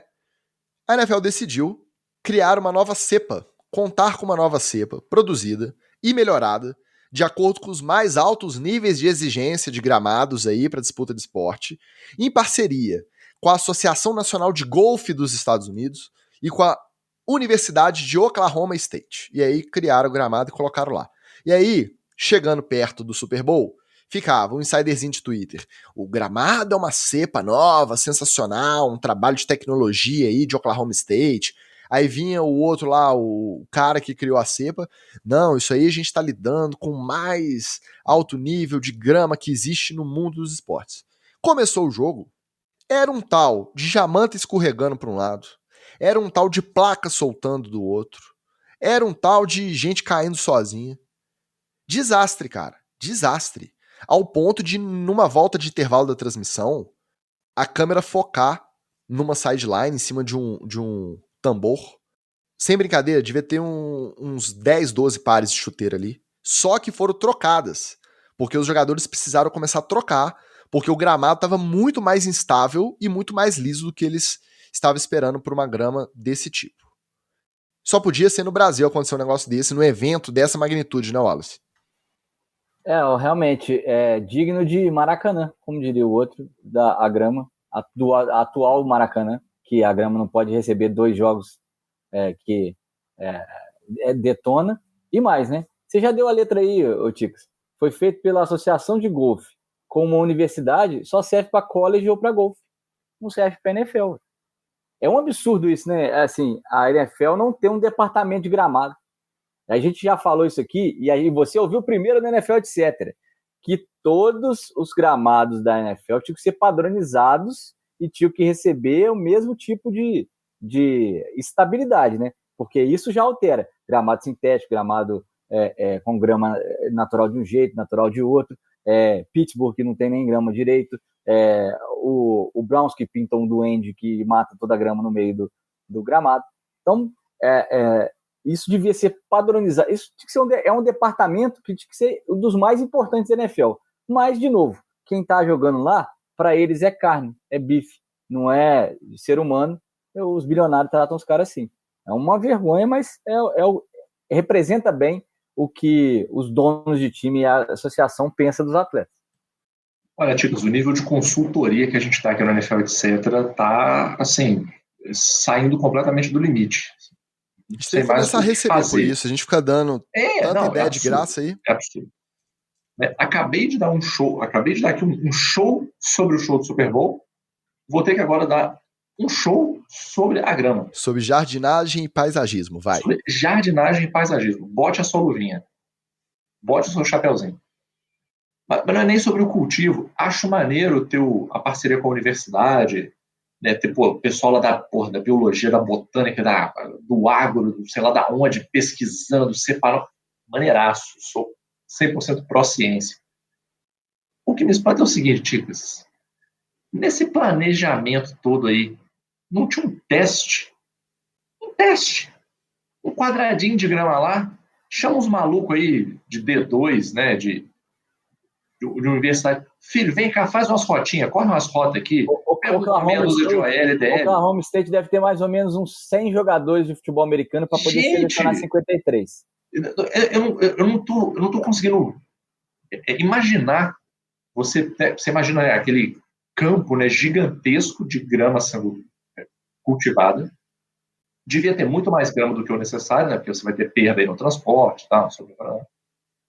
E aí ninguém fala assim, gente, vamos fazer aqui mais 50 metros quadrados?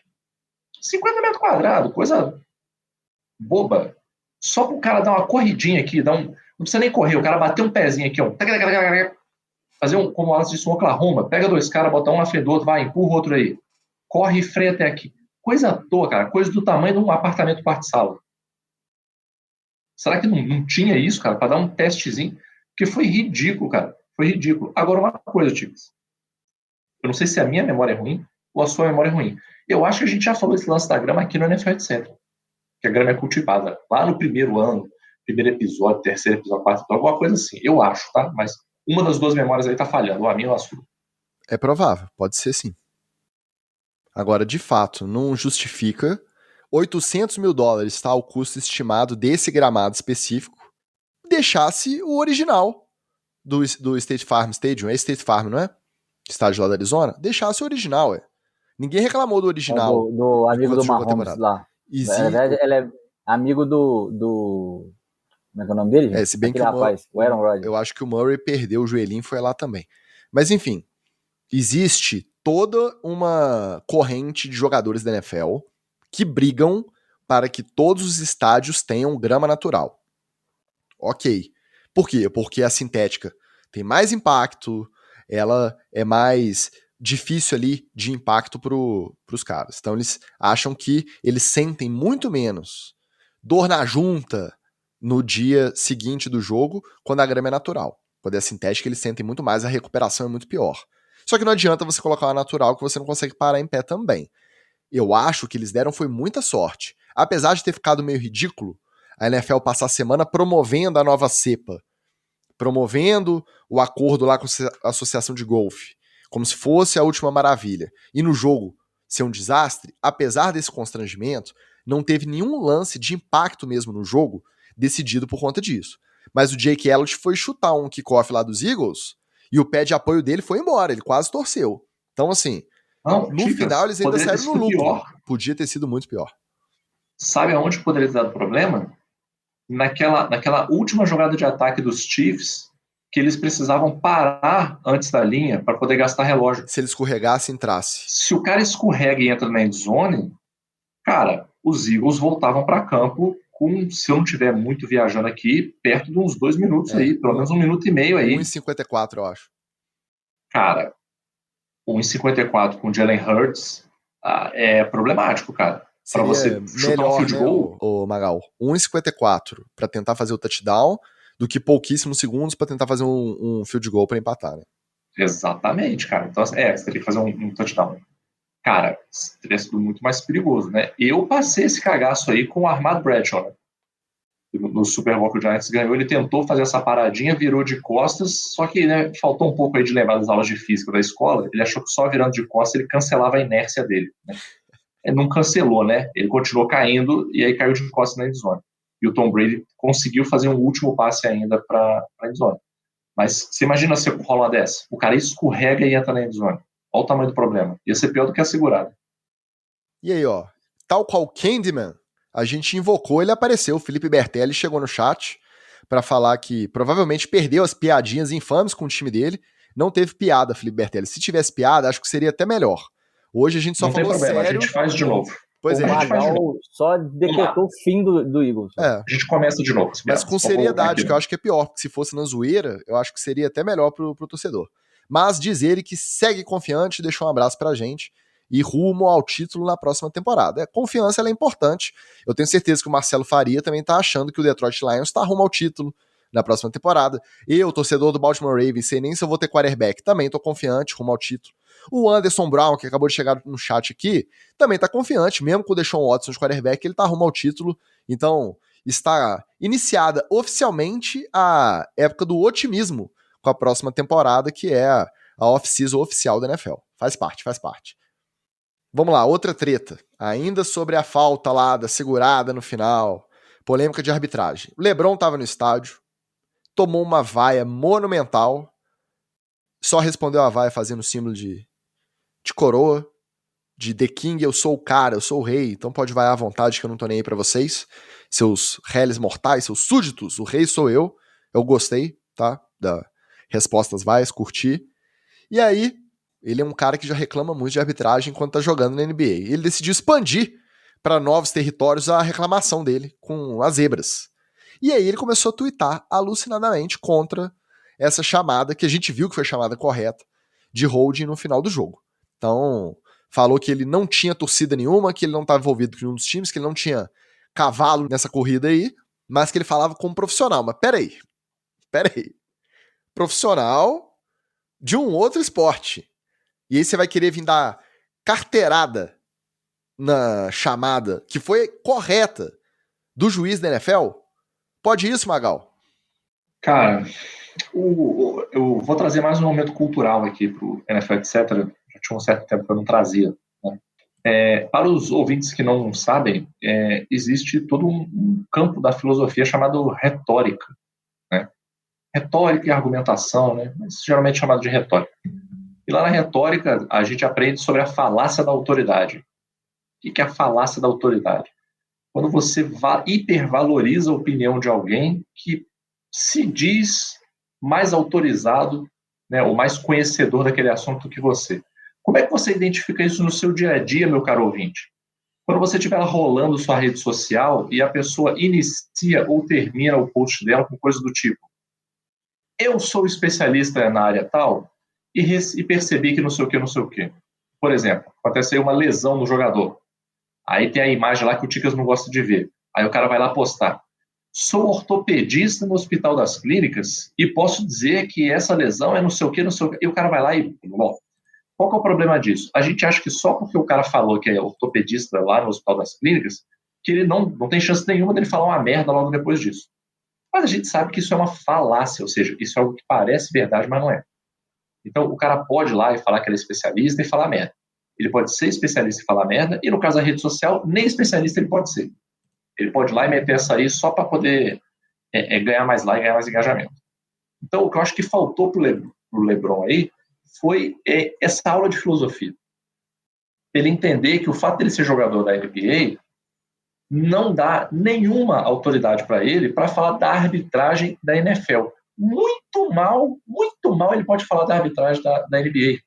Porque ele é jogador, ele não é árbitro.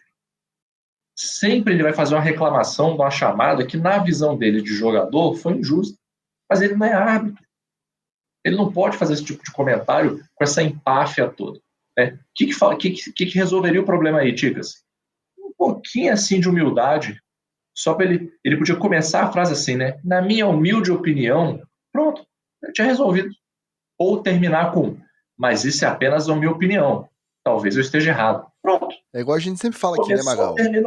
Tudo bem, a gente sabe que toda vez que alguém vai começar algum argumento com todo respeito, é porque ela vai desrespeitar logo na próxima frase. Mas pelo menos você mantém a etiqueta ali, né, de que você tá se preocupando aí, tá com essa ressalva. Agora, quando ele já chega e fala assim, não, eu não tenho nenhum cavalo nessa corrida, não tenho torcida nesse confronto, estou falando como profissional, me ajuda aí, né, cara? Diz o Anderson que ele tem experiência com a arbitragem, tem, de ser chorão e de reclamar de arbitragem aí pra cima e pra baixo na NBA. O choro do LeBron chegar na NFL não espanta, né? Ele já chorou sobre tudo na NBA, agora ele tem que expandir os horizontes mesmo. Agora, é o mesmo conselho que eu dei antes, dou pro LeBron. Faz o curso, vai lá para baixo, jogar a flanelinha, na sua vez. Agora que o Wallace tá fazendo curso, ele tá todo feliz aí indicando curso. Ele já tá dando carteirada, fez 3 aulas, já tá dando carteirada já, antes de tirar o diploma. O pessoal me impediu de fazer o curso, eu não posso fazer o curso até aposentar. Eu não sou apto a fazer o curso porque eu sou jogador ativo de um roster do futebol americano brasileiro, do CBFA. E o que você achou dessa restrição do regulamento? Eu achei bom, mas achei ruim. É bom porque é a regra geral. É ruim no meu caso porque eu nem sei se eu vou jogar a temporada inteira, então... Entendi. Mas ainda vai dar tempo ainda, calma. Terá muito tempo ainda.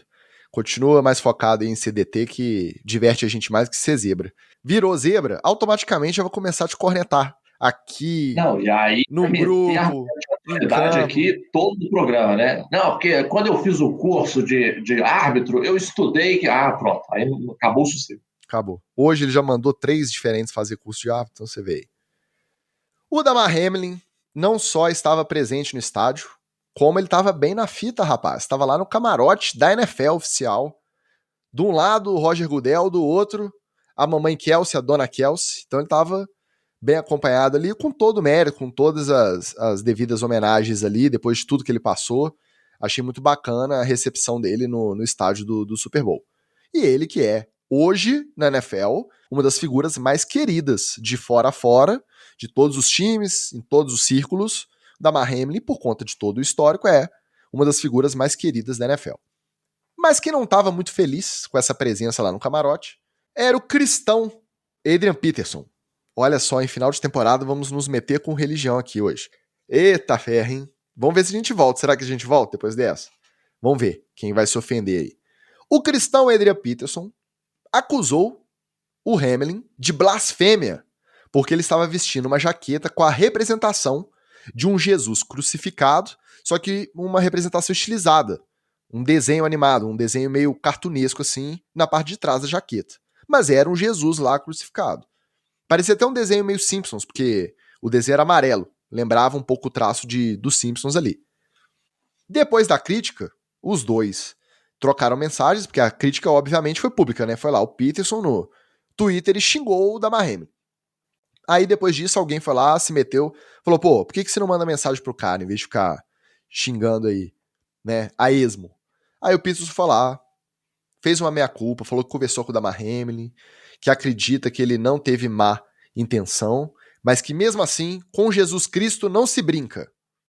Carnaval chegando, várias fantasias aí bem profanas. O que você acha, Wallace? Com Jesus Cristo se brinca ou não?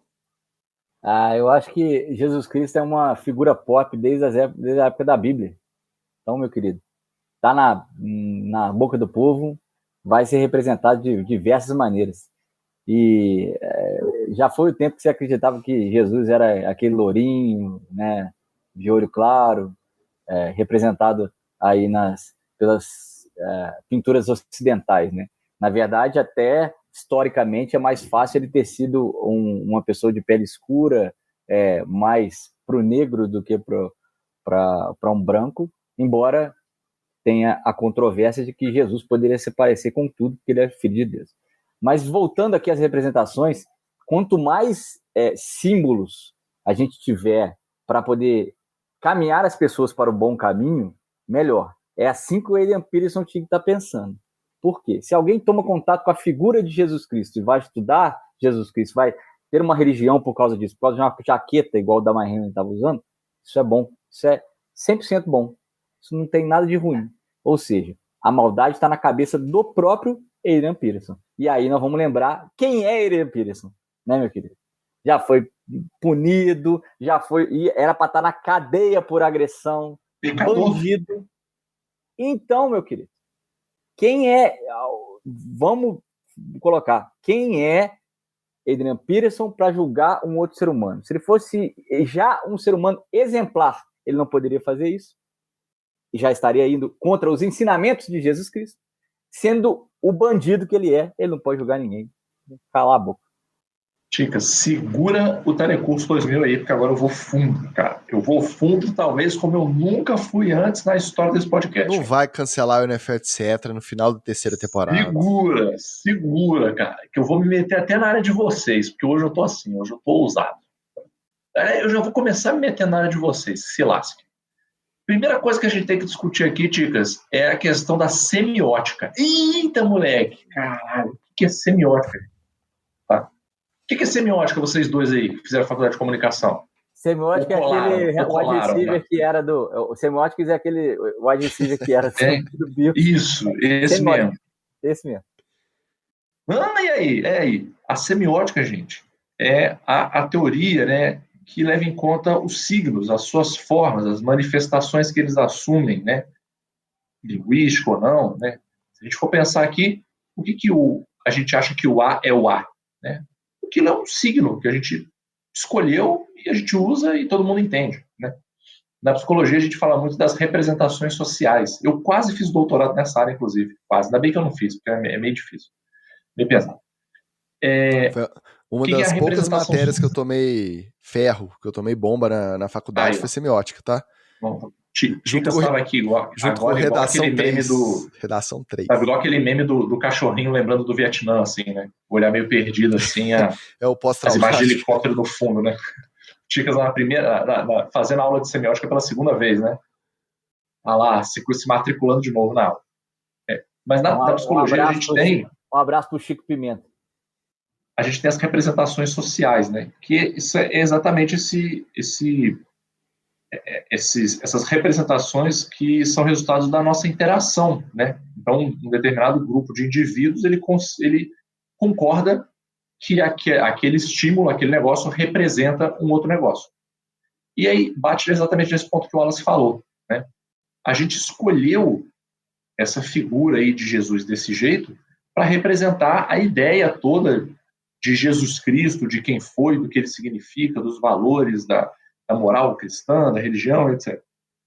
Só que, gente, só existe esse signo desse jeito por causa de... E agora eu vou na minha terceira área de conhecimento hoje, passando por 3 áreas de conhecimento, por causa da representação artística. A representação artística da época onde se fez esse Jesus com six-pack, né? Jesus barriga de tanquinho, Jesus cabelinho grande, barbinha, olho claro. Aquilo ali é fruto completamente do contexto da época, que não tem nada a ver com a realidade. Como o Wallace muito bem falou, muito provavelmente, quase que com certeza, Jesus Cristo nem parecia com aquilo. Aí vamos fazer um exercício aqui. Talvez, se a lógica de Jesus Cristo fosse desenvolvida e criada hoje, como que seria a representação artística desse Jesus Cristo? Seria muito mais alinhada ao que é o conceito de arte hoje, que pode, inclusive, ser a própria jaqueta do Damar Hamlin. Então, eu acho que, mais uma vez, o Adrian Peterson foi vítima daquele mal que é o atleta, a pessoa famosa, não ter alguém para segurar o celularzinho dele. Para a hora que ele tá... Olha lá a jaqueta do Damar, peraí que eu vou publicar. Aí a pessoa vem e bota aquela mãozinha assim. Adrian, relax, man. Relax. Não, mas é que eu... Tá vendo? Just chill, man. Just chill. Precisou Relax. de Jesus nessa hora e Jesus não estava com ele lá. E aí, para mim, Wallace, essa foi a cereja do bolo. O cara foi, e inclusive isso é bastante comum por aí, né? Vamos ser sinceros. O cara descumpriu, vamos dizer assim, né? Descumpriu uns 14 ensinamentos de Jesus para reclamar que o cara estava com a jaqueta de Jesus. Sendo que, pelo próprio ensinamento de Jesus, provavelmente, se ele visse o Damar Hamlin com aquela camiseta, ele ia curtir, ele ia lá abraçar, ia falar, pô, Damar Hamlin, mandou bem pra caramba. Pô, essa tua jaqueta aí é irada, entendeu? Meu Jesus é meio carioca. Por quê? Eu não sei, mas, entendeu? Poderia ser. Então, Eu acho que o Adrian Peterson foi completamente errado, ignorou todas essas áreas do conhecimento que eu trouxe aqui para vocês hoje.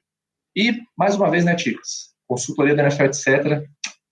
Lá em cima, né, cara? Lá em cima. Em qual podcast de esporte você aprende tanto quanto você aprende aqui? Nenhum, gente. Nenhum. Cara, e o pior de tudo é ser justamente o Damar Hamlin. O cara que representou a maior união, as maiores demonstrações de solidariedade, o maior fenômeno de empatia que a gente viu na NFL, provavelmente na história da liga inteira. Aí o Adrian Peterson lá na aposentadoria dele, que agora tá querendo lutar, fazer luta de boxe com um youtuber aí, depois de ser suspenso porque batia no próprio filho com a vara de marmelo, espancava o moleque, cobria o moleque de porrada, vim me dar lição de moral. Então, tipo assim, a gente também acabou de passar por um momento tão complicado nessa mistura aí, eu não vou nem entrar nessa seara aqui não, porque senão a gente vai ser cancelado mesmo, e aí vai atrair aqueles robozinhos que a gente conhece, não vou entrar não. Então acho que a hipocrisia, ela é a semente que alimenta essa galera que gosta de tomar conta da vida dos outros. O famoso crente da bunda quente, pronto. O Adrian Peterson não passa de um crente da bunda quente. Tá compreendido? Manchete, choquei, grave. Depois dessa, podemos encerrar a nossa trajetória do Super Bowl 57 e podemos olhar um pouquinho mais longe, olhar de volta ao início da temporada. Vamos para a nossa retrospectiva etc. da temporada 2022 com o nosso Draft Cetra. Então vamos lá, Magal, você que foi entre nós aqui do NFL etc., o torcedor que foi mais longe nos playoffs com seu New York Giants, a primeira pick é sua. Vamos fazer 4 rodadas, tá? Então os 12 melhores momentos, fora as menções honrosas, dos melhores, dos momentos, os highlights mais etc. da temporada 2022. Você começa, vai. Muito bem. Como eu sigo os ensinamentos de Jesus e eu quero ajudar os meus amigos a amá-los como a mim mesmo, eu escolhi momentos que provavelmente vocês não vão escolher para vocês poderem usar os momentos que vocês escolheram. Tá? Então, o primeiro momento que eu vou escolher aqui é um momento que me deu muita alegria relembrar hoje, que foi o corte de cabelo triangular do meu querido Von Miller. Não pelo corte em si. O corte em si, tudo bem. Mas é porque, primeiro, ele explicou, olha que maravilha, que aquilo significava manifestação, esclarecimento e revelação. Então, aí o Aaron Rodgers já deve ter ficado maluco, né, que não teve essa ideia antes. Depois ele falou, não. Na verdade, significa o meu pai e eu e o meu irmão. Uma coisa ali de triângulo, né, familiar. Porra, que lindo. Depois ele admitiu que ele simplesmente é um homem calvo e que ali é o único lugar onde tem cabelo nele. É isso.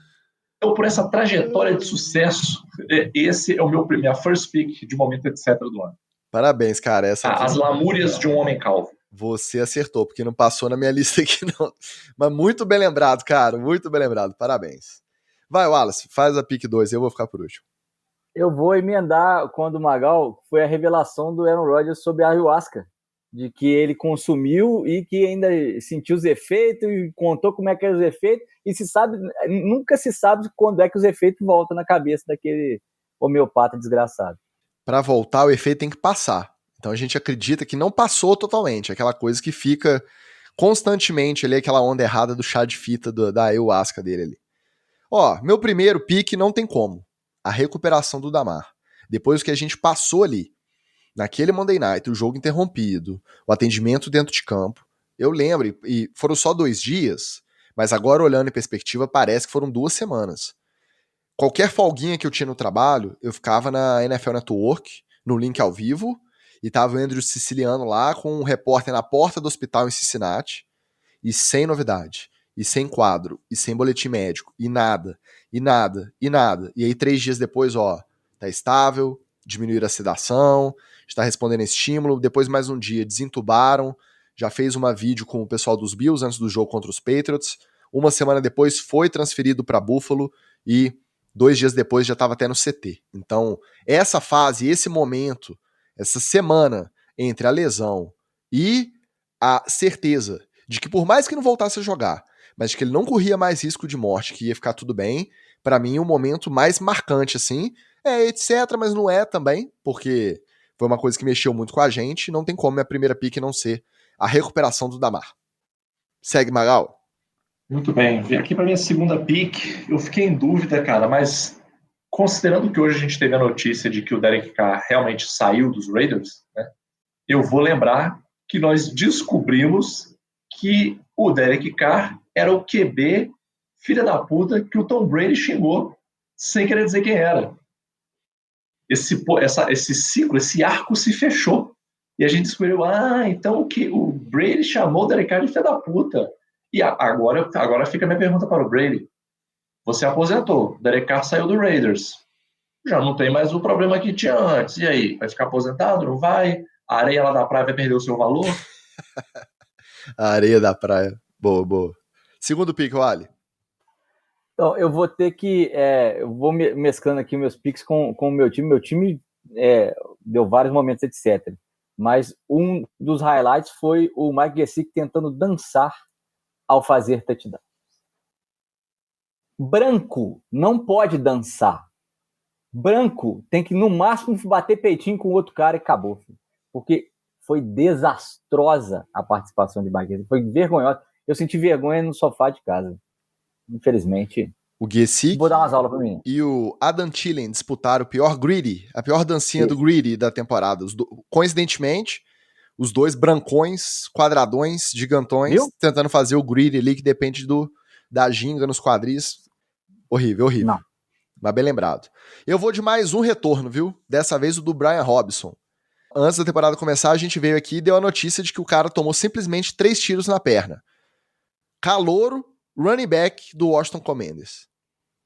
Aí 3 dias depois ele foi de muletinha lá no CT e distribuiu o biscoitinho Oreo pra galera. Falei, pô, maneiro, né? Vai tratar esse ano, fisioterapia. Semana 7, estreia o Brian Robinson, correndo igual um doido, sentando Antônio Gibson, pegando e assumindo o título, né, de running back 1 dos Commanders, botando Antônio Gibson só pra fazer a mudança de marcha ali no ataque, e jogou muito, teve jogo de 100 jardas. Tirou a invencibilidade do Eagles. Pô. Teve jogo de 2 touchdowns, voltando de 3 tiros na perna. Teve um que atravessou o joelho. Aí a gente até fez a brincadeira aqui, né? O Keenan Allen distendeu o posterior, a famosa corda do presunto, o hamstring, ficou 3 meses sem jogar direito, Keenan Allen. O Brian Robinson tomou 3 tiros, 1 mês e meio depois estava jogando, batendo 100 jardas. Então fica aí meu segundo pick, Brian Robinson, o retorno. Parabéns para essa equipe aí, né? Esses fisioterapeutas, esses médicos aí, meu amigo, estão de parabéns, viu? Brincadeira. Muito bem. O meu terceiro pick, Ticas, também tentando fugir dos picks de vocês, foi a maravilhosa história da bola pontuda do Thursday Night Football, que o twitteiro médio, né, o usuário médio de rede social, achou que realmente ia acontecer aquilo ali, foi xingar muito no Twitter, foi rasgar jersey, foi para a porta de Canton, em Ohio, lá no Hall da Fama, ficar 72 horas parado lá para ver se revertia. Cara, olha, nem tanto pela história da bola pontuda, mas porque realmente conseguiu fazer o efeito que eles desejavam, que é, vamos criar o buzz, né, criar o vucu-vucu em cima de otário. E conseguiram. Então, parabéns. Mas a primeira vez que eu vi o vídeo, eu confesso que eu fiquei, Eu também fiquei com... Vamos ver. E depois que você vê os lançamentos... Gente, vocês são melhores do que isso. A primeira vez que você vê os lançamentos, aí você vê, não, realmente não tem como isso não ser efeito especial. Mas quando veio o primeiro vídeo ali, a bola... Eu falei, será que pode? Eu acho que o grande mérito da campanha é esse, né? É colocar a gente, pelo menos, uma pontinha de dúvida. Não a galera que 2 dias depois estava acreditando que realmente ia ter uma bola diferente no Thursday Night. Eu vou continuar aqui, mas a minha vai ser a piada de bilionário, né? O senhor Saturday de head coach do Colts. Esse é o momento mais aleatório que aconteceu nos últimos 10 anos sobre um head coach. O cara sair da cabine de transmissão só porque é amigo do dono do time e assumir o time é a maior galhofa que alguém já fez na vida com um time de futebol americano. Inclusive, hoje ele postou uma mensagem de agradecimento ao povo de Indianápolis, uma vez que o Shane Steichen foi confirmado como próximo técnico dos Colts. Disse que continuará torcendo, que o time pode continuar contando com ele, desejando muita sorte ao Steichen. E eu vou te confessar uma coisa, Wallace, já que você citou esse assunto. Na Super Bowl Week, na semana passada, que estava tendo o Radio Row, aquela conferência que todo mundo fazia podcast e recebia os mesmos convidados, o Shaquille Leonard, ex-Darius Leonard, atual Shaquille Leonard, teve esse momento também, a mudança de nome de Darius Leonard para Shaquille Leonard. Ele foi num podcast e ele deu entrevista falando super bem do Jeff Saturday, que é um cara de time, que se ele tivesse a pré-temporada para trabalhar a equipe, ele tem certeza que se daria bem. Eu fiquei surpreso, eu achei, e semana passada eu até comentei, eu achei que o Colts ia fazer esse joguinho de entrevistar um monte de gente só para poder falar, não, o melhor é o Saturday mesmo. Então eu fiquei surpreso que não vai ser ele, mas a história é muito surreal, né? Totalmente etc. Agora eu vou entrar nos etc mesmo, eu vou pegar a onda do Magal e vou nos etc, hein? Só escolher um aqui, deixa eu ver. Cara, vou voltar lá pro comecinho da temporada. Você imagina um franchise quarterback que no contrato tem que ter uma cláusula com mínimo de horas de estudo de filme, que não pode jogar videogame para você poder assinar um contrato valendo centenas de milhões de dólares. Essa história do Kyler Murray eu ainda não superei, eu sei que é de antes da temporada, deu aquele bafafá que até retiraram a cláusula, mas você ter que colocar uma cláusula de estudo obrigatório, de mínimo de tempo de estudo obrigatório, num contrato de centenas de milhões de dólares do seu quarterback, pra mim, etc. demais. Não veremos um etc. De contratos novamente como esse. Começa a última rodada aí, Magal. Última rodada, vai. Última rodada, vamos lá. Cara, deixa eu escolher um bom aqui, cara. Já sei. Eu vou de Drew Brees e o seu fake acidente de raio para fazer propaganda. Drew Brees, porra, meu. Você não consegue se afastar da confusão, né, cara? Falas polêmicas, apoiar Trump, aí, pô, vamos fazer uma propaganda, fingir que você tomou um raio na cabeça, vamos. Pô, cara, olha, difícil, cara, difícil defender, viu?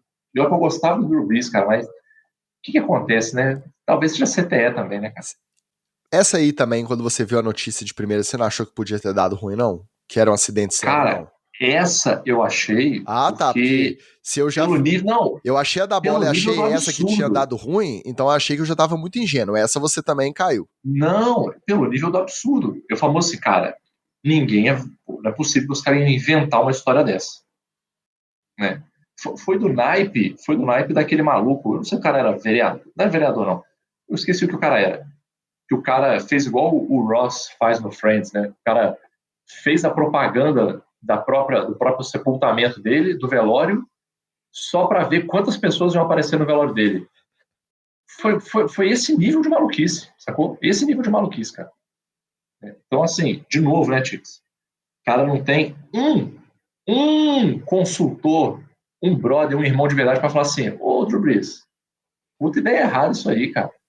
Que ideia errada, e a sai empresa fora. também, a FanDuel, não tem o setor de vai dar merda, né? Não tem. E a gente aqui dando consultoria de graça. É impressionante. O Washington Ferreira tá aqui falando que o cara era cerimonialista. O que fingiu a mão. Especialista em criar eventos. Mas, ó, pra fechar, eu vou com o etc. máximo que eu vi nessa temporada, que é o Tennessee Titans de 2020 no GM no meio da temporada. Primeira vez que eu vejo NFL desde 96. Primeira vez que eu vejo o GM cair no meio da temporada. Primeira vez que eles fizeram de Brasil. E não foi porque ele contratou o Ryan Tannehill. Eu fiz aqui para vocês. Não foi na temporada. Não foi agora que ele contratou o Ryan Tannehill. Ele contratou lá atrás. E ele já tinha se livrado do A.J. Brown. Então, se ele se livra do A.J. Brown semana que vem ele cai, beleza. Tamo aí. Agora, no meio da temporada, espera o meio da temporada para demitir o cara. Essa foi... O fim de temporada do Titans foi melancólico demais, né? Demais. Só tristeza. Meu último, antes das menções honrosas que eu vou passar para vocês, o último aqui do pique mesmo, do draft etc. Russell Wilson com um time só tomando pancada, o ataque sem funcionar nada, e ele todo orgulhosinho de ter ido fazendo exercício no avião do time que foi jogar em Londres, no corredor do avião fazendo polichinelo, fazendo high knee, acordando todo mundo e super motivado. O time já tava com um retrospecto horrível lá. Acabou que eles ganharam do Jaguars, mas mesmo assim, fazendo toda essa marra, cantando essa marra, chamando atenção, essa motivação forçada, artificial dele, mesmo com o time indo ladeira abaixo. Então esse é em homenagem ao nosso Flávio Venâncio, que eu tenho certeza que também tem em autoestima essa história do Russell Wilson fazendo exercícios no corredor do avião durante o voo transatlântico até Londres que eles iam jogar lá. Agora as menções honrosas, vai, as fora de ordem. Cara, eu vou fazer uma menção honrosa tripla, tá? Pro que eu chamei aqui carinhosamente de trio só treta, que é o OBJ, o Aaron Rodgers e o Antonio Brown. 3 caras que não contribuem não contribuíram esse ano em absolutamente nada pro esporte, nada, não contribuíram nada pro esporte esse ano, e conseguiram, cada um à sua maneira, criar confusões, seja confusão para dentro do avião, o outro apedrejando o cara que foi fazer a entrega, o outro falando que vai fazer retiro espiritual na caverna escura. Então, assim, esse triozinho merece uma menção honrosa, porque o famoso não contribui nada e só arruma problema. Eu ia fazer uma menção honrosa ao óleo boto do Antonio Brown, que é ele nadando nu na piscina e fazendo o chafariz lá com as partes por dentro. Mas eu vou ficar com 2 QBs. Um QB meu, Skylar Thompson, que teve que jogar num jogo sem reserva, porque não tinha titular, e o Bridgewater estava machucado também, ele teve que segurar o jogo sozinho, não tinha QB reserva para o Miami Dolphins. O Bridgewater estava vestido, mas não estava em condições de jogar, depois de um dos derretimentos do cérebro de Tua. E o Brock Purdy, que não é por ele ter jogado, é por ele ter tido que voltar machucado num jogo de playoff para poder completar o jogo em São Francisco. Então, isso aí demonstra para vocês que nada que tá tão ruim que não possa piorar e não seja no nível Brock Purdy. E não tem nem contrato garantido ano que vem. Vou fazer 2 menções honrosas aqui a jogadores específicos. Primeiro, J.J. Watt, a despedida dele, justamente na temporada que o Cardinals participou do Hard Knocks in Season, acho que foi a única coisa que valeu a pena. Os vídeos com as homenagens, o pessoal do próprio time reconhecendo, né, a despedida dele, eu acho que foi muito legal, e ver, por mais que a gente saiba que é meio teatralizado ali, meio forçado para as câmeras, mas ter acompanhado esse processo da aposentadoria oficial dele no Hard Knocks in Season foi legal de acompanhar, foi bacana. E a segunda, eu falei lá no começo, Marcelo Faria, não saia daí, fique até o draft, etc. Não tem como não dar uma menção honrosa ao Detroit Lions, como time, com as figuras dele, Dan Campbell, Jared Goff e tal, com aquela vitória, já eliminado dos playoffs, batendo os Packers e tirando os Packers dos playoffs, no último jogo da temporada, num Sunday Night, com os caras alucinados, comendo a bola, botando o Aaron Rodgers pra mamar, não tem como, mas a minha menção honrosa, de fato, vai para o senhor Jamal Adams, rebolando pra comemorar touchdown, fazendo graça na hora do videozinho pra falar... Jamal Williams, desculpa. Jamal Adams é o arrombado lá do Seahawks. Jamal Williams, rebolando, fazendo gracinha na hora de falar a universidade, na hora do vídeo da transmissão em que o ataque se apresenta. Ele brilhou desde o começo da temporada, no Hard Knocks mesmo, no primeiro treino, ele já tava chorando emocionado na hora de fazer a rodinha da galera. Ele foi demais, cara. Jamal Williams merece ser reconhecido nessa menção honrosa, um dos melhores caras, etc., da temporada 2022, Jamal Williams. Gostou, né, Wallace? Esse eu sei que você gosta. Senhores, declaro oficialmente encerrada a 3ª temporada do podcast NFL Etc. Infelizmente, não batemos nem a nossa meta reduzida do grupo de apoiadores. Mas, porém, todavia, contudo, entretanto, a gente também não consegue ficar sem ser explorado aqui todas as terças-feiras, 19 horas. Então, voltaremos para a nossa 4ª temporada. Não sabemos quando.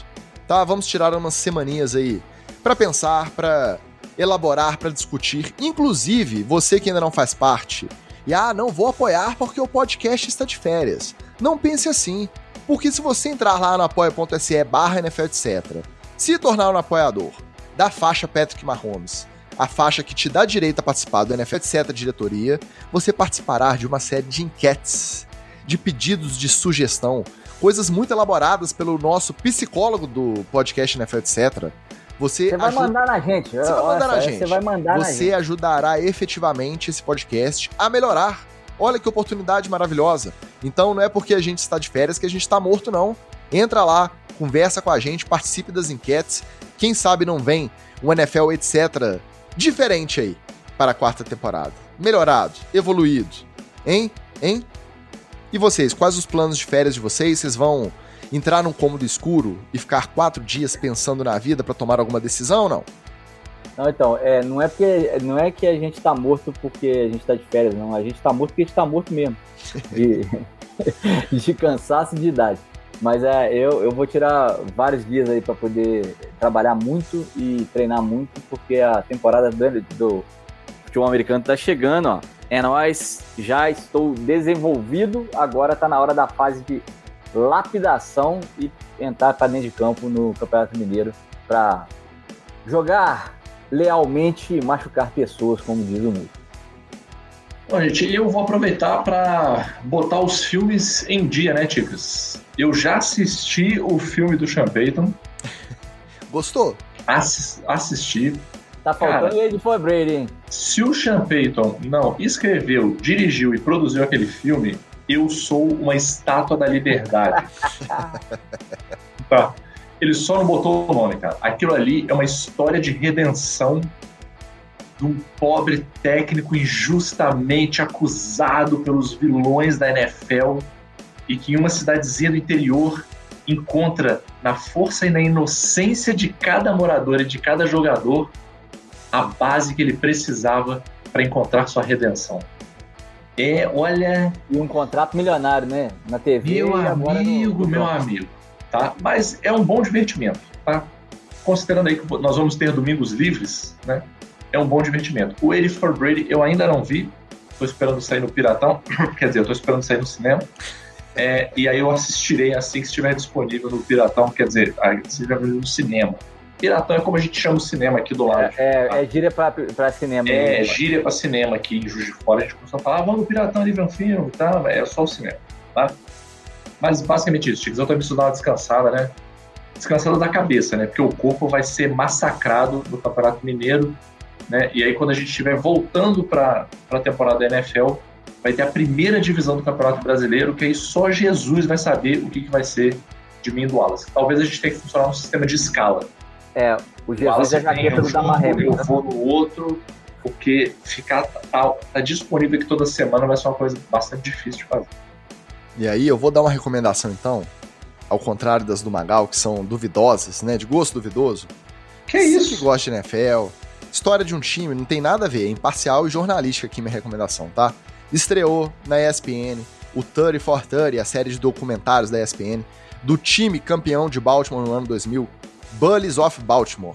Então se você tiver Star Mais, se você tiver Star Mais, tá lá.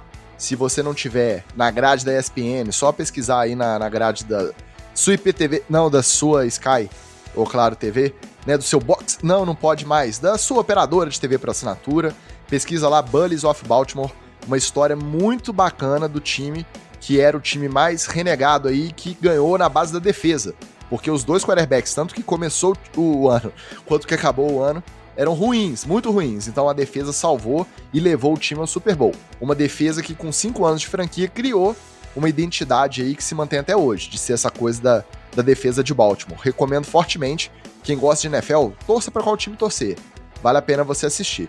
No mais, o nosso muitíssimo obrigado a todo mundo que nos acompanhou essa temporada, principalmente aos nossos apoiadores queridos, que nos incentivam, estão sempre trocando ideia com a gente, que comparecem aqui no chat todas as semanas. Esse feedback é muito importante para a gente continuar por aqui fazendo essa bagunça do NFL etc.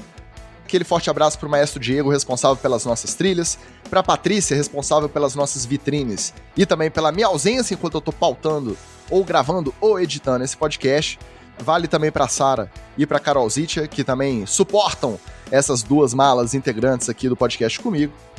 Mais um detalhe. Antes da gente tirar os diazinhos, a gente pode voltar a qualquer momento, viu? O Rodgers foi pro Jets. Se prepare. Não vai ter bloco, não vai ter esse formato tradicional, mas a gente interrompe as férias para vir aqui fazer o NFL urgente, etc. O Derek Carr foi pro Giants. Lamar foi pro Giants. Falcons. A gente vem aqui. A gente vem. Agora, o Derek Carr foi pro Panthers, Derek Carr foi pro Saints, não. Aí não espera a gente não. Aí a gente só xinga muito no Twitter. Dependendo da notícia, a gente vem aqui e faz o NFL, etc, urgente, etc, pra vocês. Combinado?